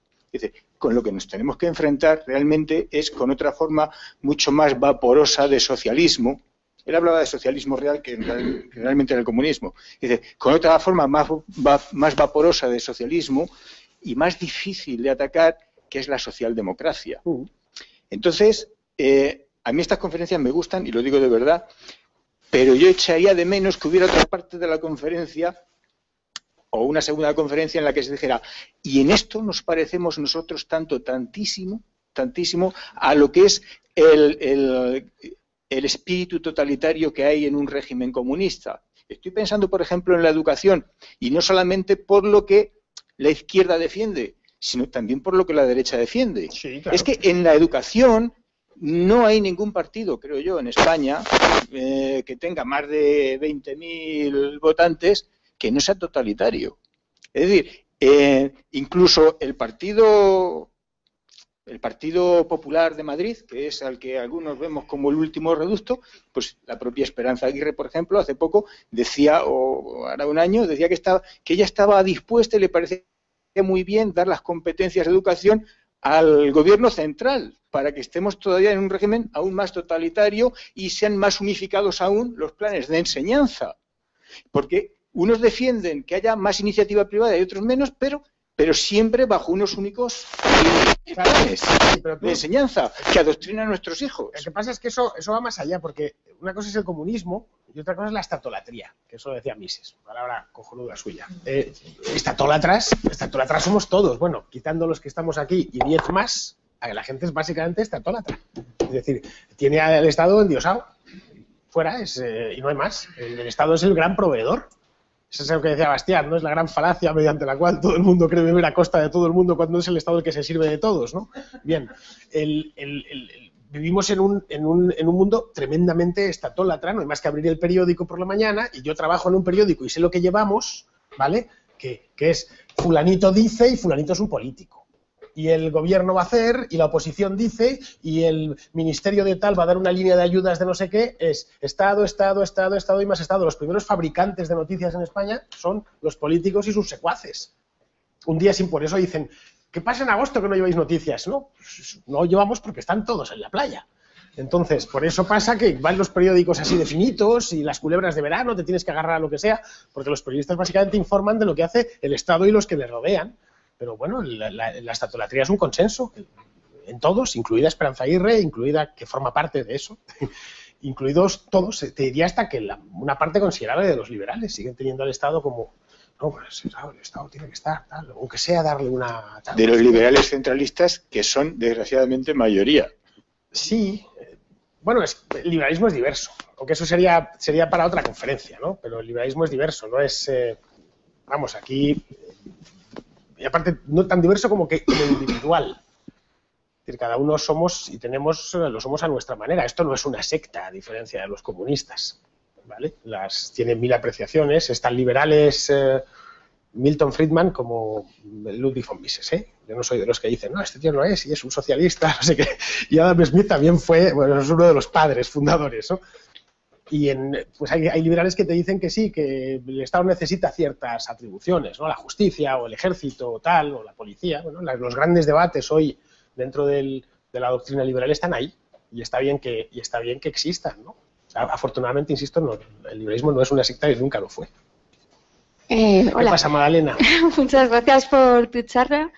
A ver, yo quería pedirte tu opinión, a ver qué te parece. Seguro que tú estás de acuerdo conmigo. A ver, como liberal, tú no estás de acuerdo en prohibir. O sea, pueden existir multitud de partidos, ¿verdad?, con ideologías, mientras sean ideologías que no se lleven a la práctica. Hace poco me comentaba un compañero, a ver, no lo he leído en la prensa, me lo han comentado, que le preguntaron a un socialista que, bueno, qué le parecía si ahora mismo naciera en España un partido nazi de repente, pues sí, lo hay. Bueno, pues si lo habría que prohibir. Entonces él dijo que sí, que naturalmente que sí. Y la segunda pregunta dice, bueno, ¿y qué le parece a usted prohibir el Partido Comunista? Y dijo, no, eso no. ¿Tú no piensas que, bueno, aparte que el comunismo, bueno, digamos que el Partido Comunista ha sido un poco diferente, ¿no?, en España, no se puede hablar de todos los partidos, digo la trayectoria, ¿y no crees que falta mucha, lo que ha hecho,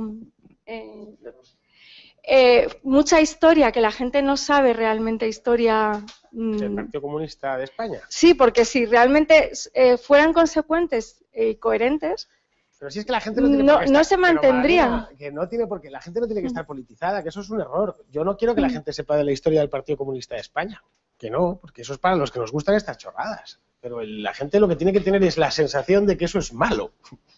Ya está. Simplemente. Algo que te lo dice cualquier señor de pueblo sin apenas formación, te dice, esto es malo. Esto es malo porque estos tíos vienen a robarme. ¿Vale? Ya, pero el poder después que de robarme tienen, me van a esclavizar. el poder que tiene el partido, bueno, los sindicatos, los sindicatos, sí. La gente que, digamos que lleva, pues eso, una identificación de izquierda, en fin, bueno, si fuera un poco más coherente, si fuera más historia, ¿no crees tú que...? Es que tampoco quiero adoctrinar a la gente. ¿Vale? La gente es libre, me gusta contar cosas y cuento estas cosas porque además, bueno, mi estilo, mi manera de escribir y que es muy parecida a la de hablar. En otros países el Partido Comunista también está prohibido. Si lo que quieres preguntar es si hay que ilegalizar el Partido Comunista, no se debe legalizar ningún partido. Ya, tú como liberal, volvemos a lo principio, totalmente de acuerdo. Ideas no delinquen. Totalmente de acuerdo. Si tú mañana quieres hacer un partido que dice, este partido solo va a ser para hombres de raza blanca, rubios, de ojos claros y que midan más de 1,80. Si no se me ocurre un partido más tonto. En España tendría muy poquitos militantes. Todo hay que decirlo. Pero no se me ocurre un partido más tonto. Bien, hay que prohibirlo. ¿No? Yo querría saber a los que no, tu opinión en concreto del Partido Comunista de España. Del PC, joder, es que el PC no está casi 100 años. El PC va a hacer en 1920, se fundó hace ahora 100 años. El PC fue un partido stalinista, al 100%. Hay una historia buenísima de Gregorio Morán que todavía se puede encontrar. Miseria y grandeza del Partido Comunista de España, que es muy buena. Yo creo que es la mejor que se ha hecho. Y fue un partido tremendamente stalinista, un partido bueno, fue uno de los, no te voy a decir los responsables de la guerra, pero sí los que más hicieron porque hubiese una guerra civil en España. Tenemos a la Pasionaria, es un ejemplo, jurándose a los diputados en las Cortes, que después durante la guerra civil se demostró como el primer y el más fiel peón de Moscú de cuantos Moscú tuvo en toda Europa, que el italiano, el francés y el español. Bueno, Lister, el general Lister, bueno, general entre comillas, la Quinta Columna, etcétera, los sucesos de Barcelona, que después en el franquismo se convirtió en un partidillo secta exiliado y después reapareció ya en los años 70 como un partido socialdemócrata, versión hard, pero socialdemócrata, que es lo que soy. ¿Hoy qué pensáis? ¿Que Agarzón es un comunista furibundo? No, ninguno, ni Cayo Lara, ni nada. Lo poco que queda del Partido Comunista un poco radical es Gordillo y la banda esta del Sindicato de Trabajadores del Campo. El resto no, los comunistas genuinos ya se han ido de allí, de ese partido. En España hay un caleidoscopio inmenso de partidillos de extrema izquierda, de Corriente Roja, no sé, se me ocurren algunos partidos comunistas de los pueblos de España. También ha sucedido otro factor en España, y es que la izquierda decidió combatir la misma idea del país, porque la consideraba que era mala, que había que apostar por los regionalismos y por los nacionalismos periféricos. Por eso el PC perdió, en cierto modo, su razón de ser. la izquierda está muy regionalizada, es muy aldeana. Tremenda, o nos viene muy bien, insisto, que sigan así. Lo que nos faltaba en España es que la izquierda se hiciese patriotera, entonces estamos muertos. Es decir, lo que nos salva es que los comunistas en España son todos que si les da por la nación gallega y el no sé qué, el no sé cuántos, y la cosa esa de los vascos con los... ¿Os imagináis de verdad todos esos agarrados a la bandera de España, tal, tipo Chávez? Eso sería para morirse, vamos, no porque eso es gobierno, básicamente, ganarían las elecciones. Hoy es imposible que gobierne. De hecho, hay algunos comunistas, el caso de Jorge Bestringe, que conozco. Jorge Bestringe se define a sí mismo como un nacional bolchevique, ¿no? Y él dice que el gran error del partido o de los comunistas en España ha sido negar la nación y que eso les ha ocasionado ser minoritarios, ¿no? O los ha dejado llevar en partidos nacionales, en tal, y deberían reclamar la nación española y tal, o franceses y demás. Vamos, poco más te puedo decir. Para una historia del PC haría falta una conferencia entera. Otra pregunta y ya termino. ¿Tienes muchísimos libros como historiador? ¿Cuál? Porque tienes un montón en... Vamos. Mi libro... ¿Cuál nos recomendarías para empezar? Enciclopedia Perroflauta, por favor. Vale. Porque en la Enciclopedia Perroflauta, a diferencia de este, o de las batallas, o de 30 siglos o nada, procuro hacer reír a la gente. Y tú sabes que quien me hace reír a un hombre merece el paraíso. ¿Vale? Entonces, en este caso, bueno, pues a la gente que se forme o que se entretenga un rato leyendo todo esto, ¿no? Y trato de convencerla, pero con la Enciclopedia Perroflauta trato que la gente se ría. Y lo consigo a veces, ¿eh? Así que esa es la obra cumbre. En Amazon la tienes. Sí, una cosa. Sin remontarnos al pasado, pues estuve hace unos meses ahí en el pueblo de Rivas, en un chalet en clave burguesa, allí cenando, ¿no? Éramos unas 15 personas y, para mi sorpresa, la mayor parte de los que estaban allí conmigo cenando, pues justificaban el régimen de Castro, o sea, estaban a favor de ello, estaban a favor de la antigua Unión Soviética y, claro, yo me quedé perplejo, ¿no?, de la escena aquella, ¿no?, en la España actual, ¿no? Bueno, Bertolt Brecht vivía en Berlín Este y tenía pasaporte austriaco. Sí, ya. ¿Vale? Y nunca se hizo pasaporte de Alemania del Este, eso es muy normal, ¿eh? Entonces yo les dije que si estaban tan mal aquí en un país capitalista, ¿no?, pues que se fueran allí a vivir a Cuba, ¿no? Les propuse eso, ¿no?, a todos, yo solo, hablando, ¿no? Entonces, bueno, me dijeron, llegó uno, dice, así que va de alternativo, ¿no? Dice, no, me lo estoy planteando, ¿sabes? Así. Entonces así, un pequeño comentario a título de anécdota. Creo que ese se lo va a plantear durante muchos años, porque... No. Hombre, los regímenes comunistas a los intelectuales conocidos en Occidente siempre los trataron bien. El caso de Brecht era alemán, pero después de la guerra se hizo austriaco, y se empeñó en ser austriaco, tenía su dinero en Austria, en Viena, pero él trabajaba para el gobierno de la RDA y tenía un piso allí, tenía un teatro que le puso Ulbricht, que era el presidente antes de Honecker. Y él siempre defendió el comunismo, pero defendió el comunismo teniendo un pie en Occidente. Así es muy fácil. Claro, tú puedes defender cualquier cosa si no la padeces. Como la escuela de Frankfurt, ¿no? No, pero claro, si todos estos pues son señoritos que no lo padecen. Eso te lo dicen a veces gente del este. En Alemania del Oeste, en la RFA, había gente como Günter Grass que defendían a la RDA, claro, hasta que salieron los primeros sosis y dijeron, pero usted es un desgraciado. Claro, usted es un desgraciado, no sabe lo que hay al otro lado del muro. Sí, porque yo he ido a unos viajes, ¿no? Unos viajes en el que le daban de comer estupendamente y tal y cual, ¿no?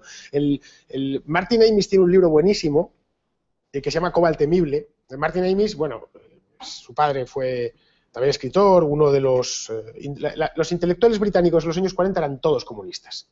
Eran señoritos que vivían en mansiones, en manors de estas a las afueras de Londres o de Oxford, profesores de universidades prestigiosas, pero eran todos comunistas. Y Amis no era una excepción. Entonces cuenta Martin Amis, que, bueno, el libro este debe tener 10 o 12 años, que él lo había vivido de niño, en los años 50, 60, como todos los amigos de su padre eran comunistas, pero eran señoritos ingleses de club.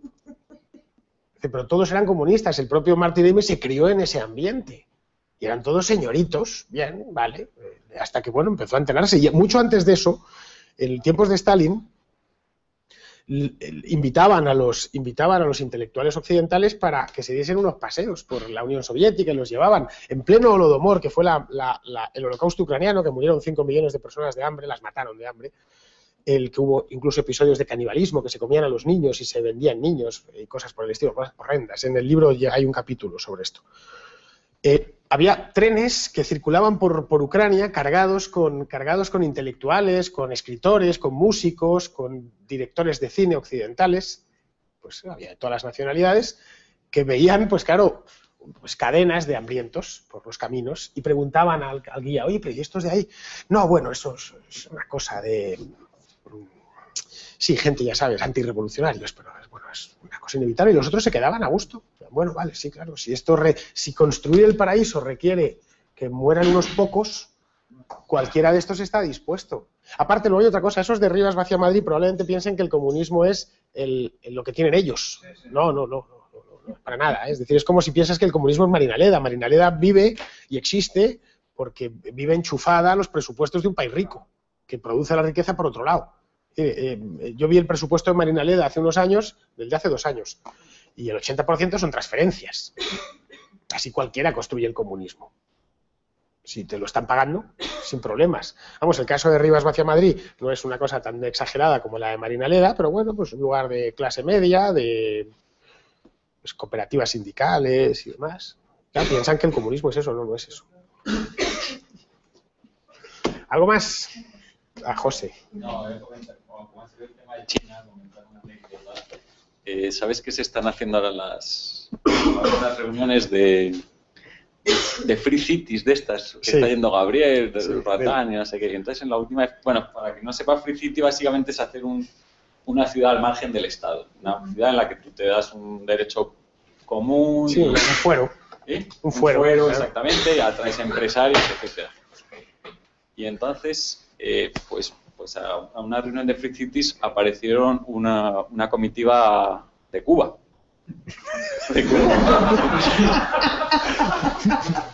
No, y entonces, claro, Gabriel dijo, pues, habló con ellos y dice, no, es que a nosotros esto nos interesa mucho porque los chinos han sido unos tíos muy inteligentes. Han creado zonas especiales, lo que llaman zonas especiales, pues Guangdong, Shenzhen, etcétera, donde se genera mucha riqueza y luego se enchufan a eso y pueden mantener pues toda una estructura de partido, claro, los funcionarios, etcétera. Con lo que ese es un poco que es un poco lo de Gordillo, es un poco a lo que se va. Es decir, si tú devastas y no permites crear riqueza, pero ellos no, nosotros entonces ya digo que se lo estaban planteando, ¿eh? Y que el Partido Comunista de Cuba y el Partido Comunista de China es un poco eso, es decir, tú ves en China hay un sector privado que produce mucho, básicamente con inversión extranjera, al que se le deja producir y despedir de un día para otro, y luego todo ese dinero se gestiona por un sistema bancario que infla de dinero a todas las empresas públicas que pierden dinero, a los partidos. Claro. De ahí que el sistema chino tampoco sea configurado como tal, sea muy sostenible en el futuro. Es decir, en China tienen que suceder muchas cosas que si las supiese yo no estaría aquí, estaría tratando de hacerme rico por ahí, aconsejando a algún millonario, ¿no? Pero que China no se va a quedar como está. Eso es una cosa que todo el mundo, es un país demasiado grande, demasiado poblado, tremendamente envejecido. Es decir, los chinos, una medida comunista, por cierto, que era la que prohibía tener más de un hijo, pues les va a terminar pasando factura. Y les va a terminar pasando factura en una generación.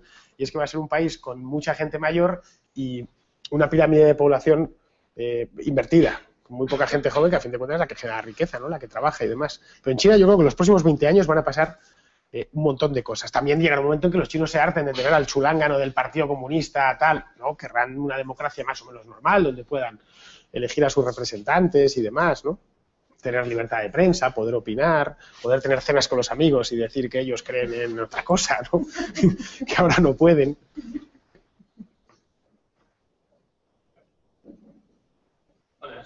Bueno, yo igual que tú intento ser un poco perroflautólogo porque trabajo sobre el terreno en Somos Aguas bastantes veces. Hay en políticas.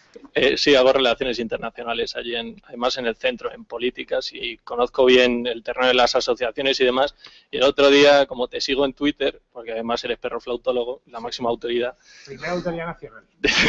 Decías que los chicos del 15M han dejado de ser gente del 15M y han evolucionado al comunismo, y yo mis informes... Es mi observación empírica del terreno. Ya, poco a poco van abandonando. Quería preguntarte de por qué pensabas eso, porque yo sobre el terreno veo que no van tanto hacia el comunismo, pues de Nicolae Ceausescu, de Honecker, de más prosoviético, y han evolucionado, digamos, a un garzonismo de Alberto, me refiero. O sea, a garzonismo, pues eso, a una nacionalización de los sectores estratégicos, este tipo de cosas.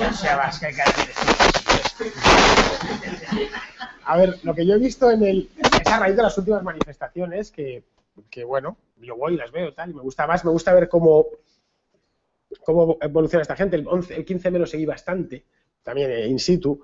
Lo que ya se va abandonando es la tontería aquella perrofláutica del no nos representan, de las manitas y tal y cual, y se va reenfocando ya una idea más comunista, más propiamente comunista, que si es comunismo agarzoniano, hombre, vamos a ver, nadie toma como referente a la Unión Soviética ni a Ceausescu, nadie en su sano juicio, claro. El colgado este de que coincidí con él una vez en El Gato, ¿cómo se llama este? El Cao de Venós. Sí, pues pero claro, me dicen, ¿por qué no te metiste con él? Y le tenía al lado, ¿eh? Dije, pues porque estaba anonadado, no me podía creer que alguien así existiese. Te lo digo sinceramente. Parecía que tenía al lado un tío de los años 30, salido de la máquina del tiempo, y que había llegado y se había sentado ahí en el plató y se había puesto al lado. Persona extraordinariamente educada, con unas formas tal, yo un pin aquí del no sé qué, hasta vestido a la antigua. El todo, y la manera en la que hablaba. De hecho, estaba Pablo Iglesias, que pertenece a la izquierda actual. Estaba Pablo, y Pablo no estaba a gusto, porque decía, claro, es que estos, por culpa de se cachondean de nosotros. y se le notaba que no estaba a gusto con él. El otro día en clase se escojona de Cao de Venós. Claro. Pablo Iglesias se desvincula mucho de Cao de Venós. Sí, pues lógico, claro, es lógico, porque le ven, pero por eso que nadie se toma como referente menos este. Claro. Entonces, ¿tú crees que van a un comunismo Sí, una cosa, yo creo que en España, depende de cómo vaya el país. Si el país se sigue depauperando, iremos hacia una cosa más argentino-venezolana, porque además lo llamamos en los genes, para que engañarnos, ¿vale? Y si el país va saliendo poco a poco de la cosa esta, pues será un comunismo más al estilo o una izquierda más al estilo de Francia, pues lo que hemos tenido en los últimos años, ¿no? Sí. Comunismo de niños ricos, básicamente, de antiglobalización, no sé qué, de niños ricos. El gran problema, como todo, es que la cosa empeore y vaya peor, porque, claro, estos tipos luego se te hacen con el poder, nadie va a hacer lo que se hizo en la Rusia de los años 20, eso es imposible, y menos en un país como España, ¿no? Pero sí puedes verte como Venezuela en 30 años. Claro, sería poco a poco. Y eso de que ninguna libertad se pierde de un golpe, creo que fue Tocqueville que lo decía, ¿no? Pues es que es verdad, ninguna libertad la pierdes de un golpe. Esto se pierde poco a poco y tal. ¿Algo más? Sí, yo te voy a hacer una pequeña reflexión, aunque yo creo que ya lo has tocado más o menos ahora en las intervenciones, las últimas intervenciones de los intelectuales para diseminar la bondad del marxismo y de los países que abrazan este tipo de economías. ¿Hasta qué punto te parecen imprescindibles o necesarios o si tú consideras que han tenido un papel relevante? Me refiero en los últimos tiempos, pues, por ejemplo, a los que estáis citando, que son profesores en la Universidad Complutense. Entonces, ellos van y asesoran y destrozan un país como Venezuela.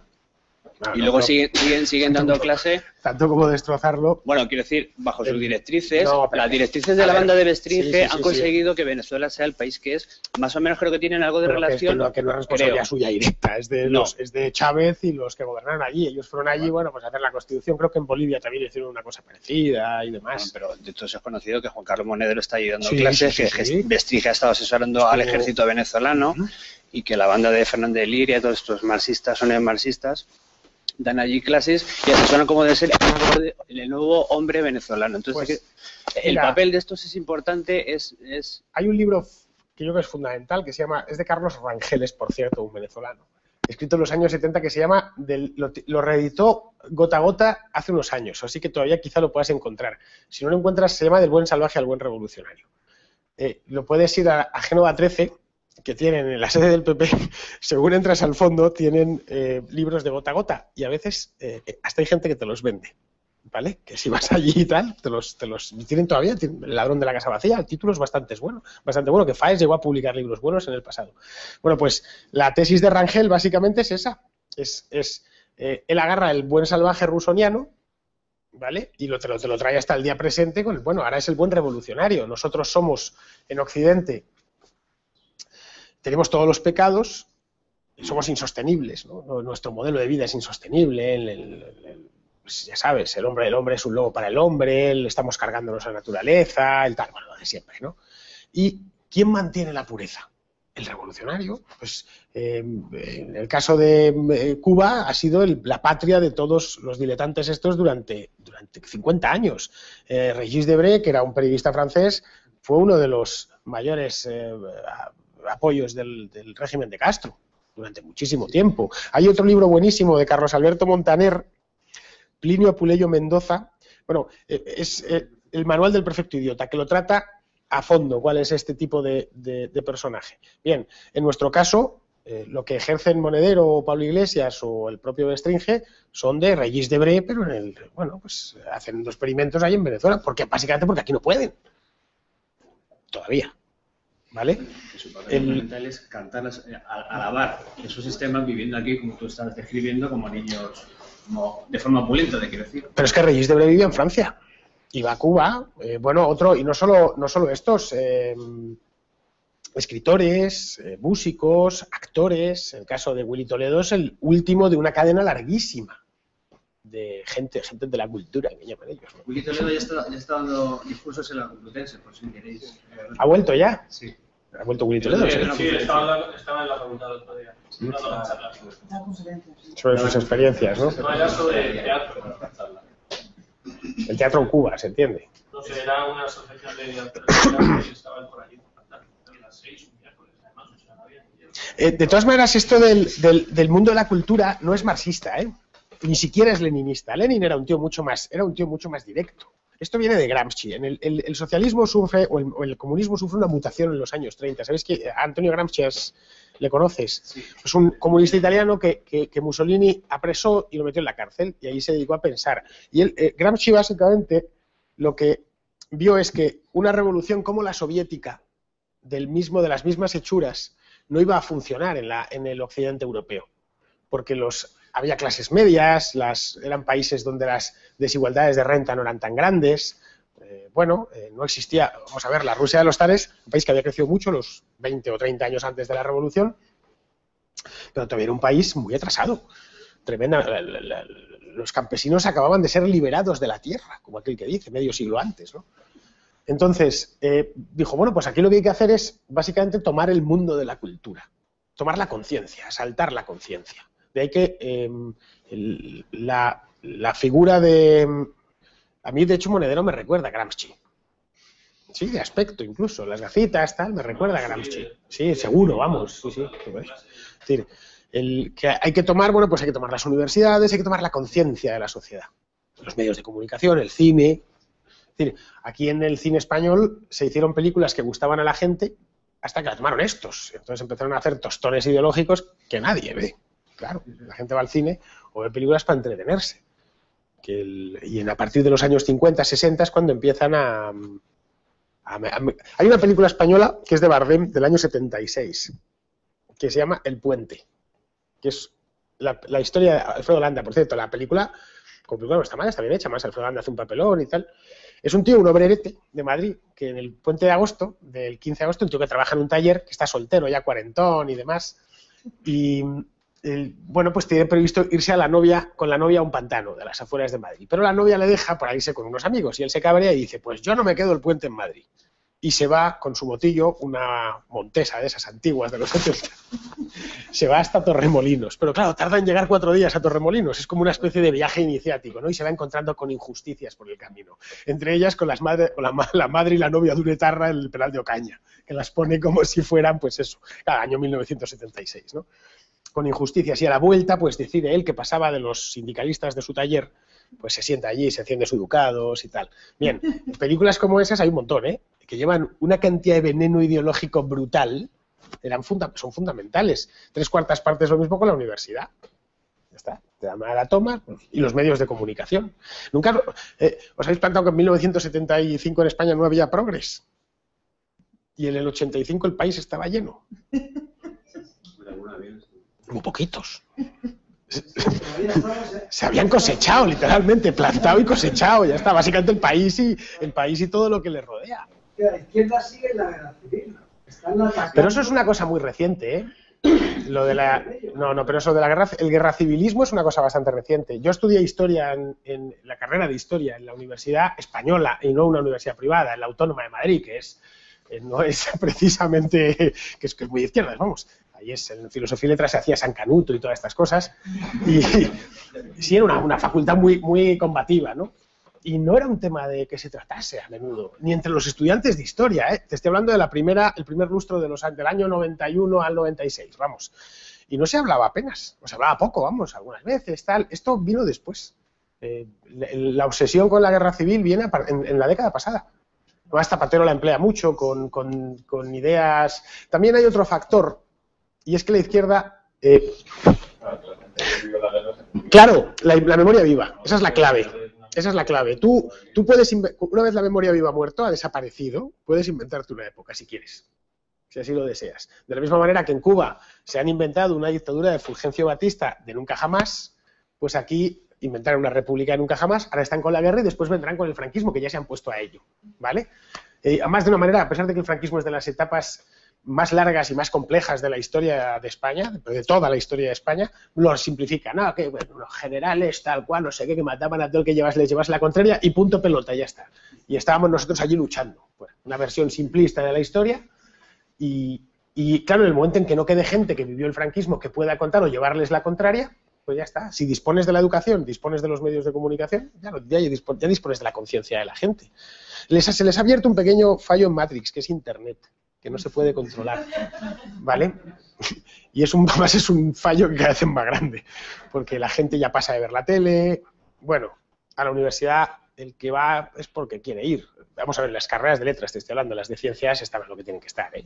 Es decir, cuando hablamos de los problemas de la universidad, son los problemas de la universidad en políticas, en geografía e historia y en todo ese tipo de carreras. Los ingenieros siguen estudiando, ¿eh?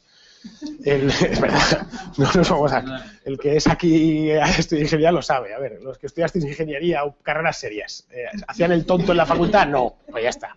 Es una cosa muy, muy limitada. Una pregunta más. Decía Jean-François Rebel, aunque parezca mentira, Francia también ha dado pensadores muy ilustres. Sí, sí. Bueno, aunque hoy en día no parezca mentira. Pero decía Jean-François Rebel que realmente el fracaso del comunismo no se dio en 1989 con la caída del muro, sino en 1961 cuando tuvieron que construirlo para evitar que la gente escapara. Sí, efectivamente. Entonces, pero siendo tan evidente eso, como el hecho de que además hemos tenido ocasión de comprobar cómo funciona el comunismo en Alemania del Este, Alemania del Oeste, en Corea del Norte, Corea del Sur. Esta semana había un artículo del The Economist donde dice una cosa tan llamativa como que los coreanos del norte tienen 10 centímetros menos de estatura que los coreanos del sur y una esperanza de vida 12 años menor. Taiwán y China. En fin, pero siendo todo esto así, ¿por qué ya, incluso en aquellos mismos tiempos en los que se tuvo que construir el muro, ya había dos Coreas claramente diferenciadas, ¿por qué tenía tanta respetabilidad?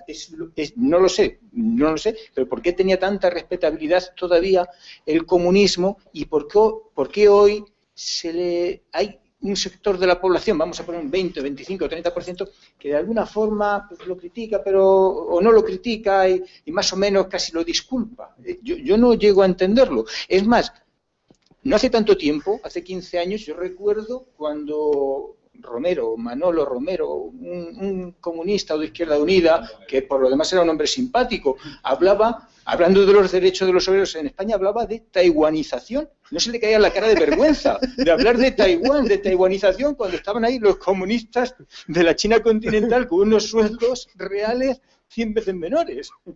Entonces, ¿por qué Pues, sin embargo, tarda tanto en perder su Rebel, esto lo dice respetabilidad? Rebel. Decía, el comunismo es lo único que se le juzga por sus intenciones y no por sus resultados. ¿Vale? Es decir, imaginaos que todo lo que intentamos en la vida se nos juzgase por ello. Te le dices esto a tu jefe, vas a ver, lo voy a hacer tal cual. Y el tío te sube el sueldo. Bueno, lo has hecho, pero ¿cuánto lo has subido? ¿No? No, pues que en el caso del comunismo es así. Es todo, como la intención era buena, ¿sabes? El refrán es español de buenas intenciones está empedrado el infierno. Pues bien, el comunismo es clarísimo. No, si nuestra intención era buena, si nuestra intención era que se acabasen las injusticias y que ese niño allí no se muriese de hambre. De hecho, siempre se reducen a lo concreto. Como lo de las hipotecas, ¿no os acordáis? Que fue una movida 100% comunista, en todos los aspectos, con las toneladas de propaganda, la señora llorando, tocando el corazón de la gente, etcétera, ¿no? Le salió redondo, además, porque la derecha española no es más tonta porque es imposible ser más tonta, no se la pueden colar por más sitios. Entonces, siempre es eso, que cuando tú juzgas a algo por las intenciones que tiene, claro, pues las intenciones son buenas. Porque, insisto, como decía Chin, miente mucho, entonces no te cuentan todas las intenciones de un golpe. Cualquier comunista te va a decir que todo lo que tú le digas es bueno. Oye, pero me vas a quitar la casa. No, hombre, no, ¿cómo te voy a quitar la casa? Que no sé si conocéis el chiste. Acá de chistes de comunistas hay un montón. Por cierto, Reagan contaba unos chistes cojonudos de comunistas. Los podéis encontrar en internet buenísimos. Esto del que está un comunista con otro ahí en la casa del pueblo y le dice, oye, Pepe, ¿y tú, si tuvieras un yate, se lo darías al partido, ¿verdad? ¿No? Dice, eso, claro, por supuesto. ¿Y tú tuvieras una mansión en La Moraleja, se la darías al partido también, no? Claro, por supuesto, solo faltaba. ¿Tuvieras un Mercedes? No, claro. Oye, ¿y si tú tuvieras una Vespa, se la darías al partido? No, eso no. Dice, ¿pero por qué no? Dice, coño, por una Vespa sí que tengo. Claro. El comunista te viene, mira, de lo que tú tienes no te voy a quitar de nada, pero eso sí, a ese de allí que tiene no sé qué se lo voy a quitar para dártelo a ti. Vamos a socializar, a expropiar. Joder, lo de Gordillo asaltando el Mercadona. A cualquier persona normal nos produce violencia ver esas escenas. De cómo entran en una tienda, zarandean a la cajera, se llevan un carro lleno de comida y tal y cual. Estaba todo perfectamente calculado, iban con la lista, efectivamente, no había sido un asalto, un saqueo. Para nada. Es decir, ellos habían entrado básicamente en una pieza propagandística, pero no dirigida a nosotros, a los habitantes de esta ciudad, dirigida al jornalero andaluz. A nosotros nos pareció escandaloso. Ahora, al jornalero de los pueblos de la zona, de tal, ahí está, justicia social, no lo que hacía falta porque estamos aquí muy mal y tal y cual, y le ven como un... El comunista modula su mensaje en función de la sociedad en la que se encuentra. Es decir, para los jornaleros andaluces tiene un mensaje y para el casero vasco, que es un pequeño propietario, otro, distinto. Le voy a decir, no, te voy a quitar el caserío y me voy a quedar con tus patos, macho. Y me voy a comer tu foie gras. No, tiene que venderle otro rollo. No, vamos a hacer unas cooperativas aquí, vais a ver, vamos a estar todos muy bien. Y no te preocupes que el choco no te lo voy a cerrar tampoco. Pero esto tal, pero el industrial este del Valle que está allá abajo, este que fabrica y que se lo lleva crudo, este tío lo vamos a nacionalizar en el acto. Claro, la gente va y compra. Aún así se compra poco, no penséis que el comunismo es popular, ¿eh? Es decir, ya os he dicho que cuando se impone por la fuerza. Que las veces que se impone por las urnas, por convicción de la gente, son muy pocas. Lo normal es que te lo pongan. Venga un tío, ya sea el ejército o rojo, como el caso de Europa del Este, o porque hay una revolución y te lo imponen. Vamos a ver, que la gente no es tonta. Que no hay Juan Carlos Monedero tiene un alcance, su discurso, un alcance muy limitado. Ya está. Yo creo que él lo sabe. Alcance bastante limitado. Bueno, está casi tan limitado como el mío. Bueno, el mío liberal es muchísimo más limitado porque la gente lo que le está haciendo es responsabilidad individual. Lo peor del mundo, la cosa que peor vendes. Nosotros sí que lo llevamos claro al lado de ellos. Buenas, una cosa que estás diciendo, ¿no? Que siempre el comunismo tiene que imponerse por la fuerza, pues no siempre ha sido así. Tienes los kibbutz, ¿no? En Israel. Y claro, muchas veces te dicen, en una discusión, que el capitalismo necesita del Estado, del intervencionismo, del imperialismo para poder surgir y al final eso siempre genera corrupción y tal. Lo que tú estás diciendo creo que más o menos es lo contrario, ¿no? Pero también se da de que en esos kibbutz pues, se crió a la gente, se socializó todo, tenían a los niños y los niños no quisieron eso. Entonces, Bueno, el caso de los kibbutz por ahí fueron comunas, no fue comunismo. bueno, pero fue más o menos, es que el comunismo Fueron como, comunas. si decimos Comunas siempre han existido y van a seguir existiendo. pero es que muchos comunistas no tienen su finalidad, ¿no? A la Marx, pues es llegar a la sociedad utópica, socialista, donde no hay Estado tampoco, donde todos somos buenas personas y todos actuamos para nosotros, ¿no? Es básicamente eso. O sea, un socialista o un marxista como tal no quiere, o supuestamente no quiere un Estado final. Es lo que con los que muchos debates te dicen eso. Ellos lo que quieren es que todos seamos buenos, que todos repartamos.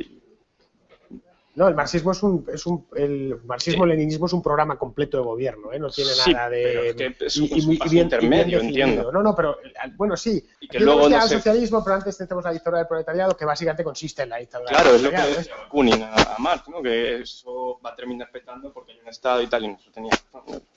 Marx a todo esto, básicamente lo que establece es decir, las bases dialécticas, teóricas de lo que es el comunismo, pero a Marx no se le puede echar la culpa de todo. Es decir, no, que esto es por culpa de Marx, que es lo que pasó en Camboya, no, sí es la base, pero sobre eso se fueron metiendo cosas nuevas, sobre todo Lenin. Lenin es el gran enriquecedor, el que dinamiza probablemente sin Lenin el comunismo, y sin esa figura tan peculiar, el comunismo lo hubiera tenido más difícil, bastante más difícil. De hecho, es la figura central en el comunismo. Cuando empezaron a llamarlo marxismo-leninismo, por algo era. Es decir, sin una figura como Lenin, en un país como Rusia, en un momento como ese, que fue en plena Primera Guerra Mundial, etcétera, una aberración semejante probablemente nunca hubiera llegado, como la de la URSS, que la URSS fue una aberración en toda regla. Es decir, y a los hechos me remito, no es una opinión, es un hecho. Bueno, sí, tú tienes que saber de eso, claro, el tema de los kibbutz. Bueno, realmente tiene razón Fernando en que tanto como comunismo, cooperativismo, sí, comunas, es verdad. Tenía un amigo que decía que es la única experiencia del socialismo real que no ha acabado en el genocidio, lo cual también puede ser bastante cierto, pero lo que sí que es cierto es que al final el kibutz existe lo que tú decías, subvención. El kibutz, la tierra del Estado, se les subvenciona, son ineficientes, tenían un prestigio que viene de la guerra de independencia de Israel, donde cada kibutz en sí mismo es una unidad defensiva, donde cada habitante del kibutz tiene que defender el territorio. De hecho, se da la orden de que estén las familias y quedan los niños. Entonces, claro, cuando tú defiendes tu casa, defiendes a tu querido, luchas mucho más. Eso es evidente. Entonces, eso da un prestigio social que con los tiempos desaparece. En Israel, el kibbutz es el paleto. Es el paleto. Es el tío que vive de mis impuestos. De hecho, los kibbutz había varias ramas. Había unas, las más radicales, las más puramente socialistas, comunistas, que son estas de nuestros hijos se educan en las casas colectivas, grillados todos. Acaban todos sumados. En cuanto cumplen los 18 años, se van al servicio militar, que para ellos el servicio militar, que ahí el servicio militar es un tema serio, no es el de aquí, es una liberación. No vuelven, o sea, cumplen los 18 años y no vuelven. ¿De qué se han llenado los kibbutz actualmente? De inmigrantes. Del tío, del judío... Sí, pero los kibbutz han fracasaron hace mucho, argentino, que tiene que salir tarifando de Argentina y acaba en un kibbutz, porque bueno, oye, me dan una casa, me dan tal, me dan lo básico. Sí, su momento... Está bien. Su momento dorado fueron, curiosamente, los años 60, cuando llegaba la gente de fuera diciendo vamos a construir... El comunalismo tampoco funciona, el comunalismo lo que te puede... funciona. No produce prosperidad ni libertad. El comunalismo lo que vale es para la subsistencia. Es la horda primitiva. Eso es el comunalismo. Aquí tenemos un poquito y lo repartimos entre todos. Y ya está. Pero no puedes construir una civilización sobre comunas. Comunas sigue habiendo voluntarias. Hay comunas hippies, tal cual. Se va. También, tiene otra diferencia. En el kibutz tú puedes llevar, si tú quieres ir con un libro de Hayek, nadie te va a decir. Sí, por supuesto. Claro, es que no pretende cambiar el mundo tampoco. Y es ineficiente, o sea, tú lo ves, la gente no trabaja, la gente se escaquea, o sea, tienes uno que está convencido del ideal y que curra por todos. Sí, es un poco lo de las casas ocupadas, el mismo rollo, o muy parecido. No sé si habéis entrado alguna vez en una ocupa, pero aquello es un desastre. Sí, absoluto. Por dentro, no funciona nada.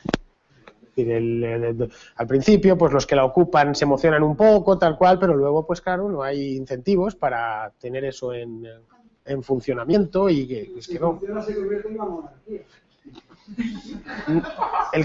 No, pues o tendrían que mantenerla de alguna manera. El problema de las casas ocupadas, la mayor parte es que viven básicamente de la mendicidad, de lo que van cogiendo por ahí, de me enchufo al cajetín de la luz y no sé qué. Bueno, ¿algo más? Lanzar una última pregunta que nos ha venido de internet, de José Luis Ricón, y que viene un poco... No ha venido, por cierto. No ha venido, ¿no? Se ha quedado viendo el fútbol. Te pregunta concretamente qué fecha le pones al fin del comunismo de los últimos países que todavía se mantienen. No lo sé, no soy pitoniso, pero es que es verdad. Hombre, supongo que en Cuba va muy atado a la figura de los Castro. Y Cuba es una anomalía. Es un país a 100 kilómetros de los Estados Unidos, en el Caribe, que no está a fripuñetas en el extremo oriente de Asia ni nada de eso. Es decir, que es un país que debería ser un país riquísimo. Debería ser lo más parecido, más rico que Puerto Rico. Entonces, creo que irá unido a la supervivencia física de estos dos y de cómo el régimen consiga, sortear. Hay 1000 posibilidades, ¿no? Los cubanólogos se lo conocen de memoria, que se conviertan en una cosa parecida a la China, o que evolucionen hacia la democracia o hacia un país más o menos libre lentamente. Y respecto a lo de Corea, no es que esté unido, es que el país es el líder. Entonces, mientras el líder cuente con los recursos para financiar una maquinaria inmensa de represión, pues podrá mantener eso es un chiringuito en sentido estricto del líder supremo.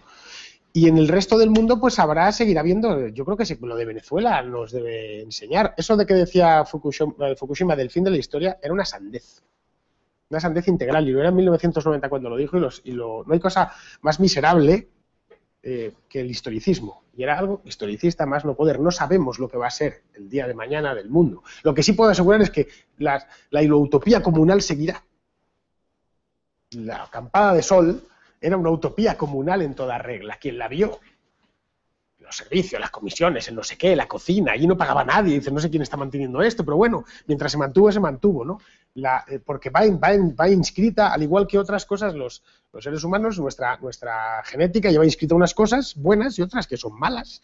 Bien, el comunalismo, a mi juicio, es una de las malas. No trae nada bueno y sí bastantes cosas malas en el largo plazo, ¿no? Pero bueno, y eso es todo. Y José Luis, que deje de preguntar por internet y que venga. Muy bien, pues damos la charla de hoy.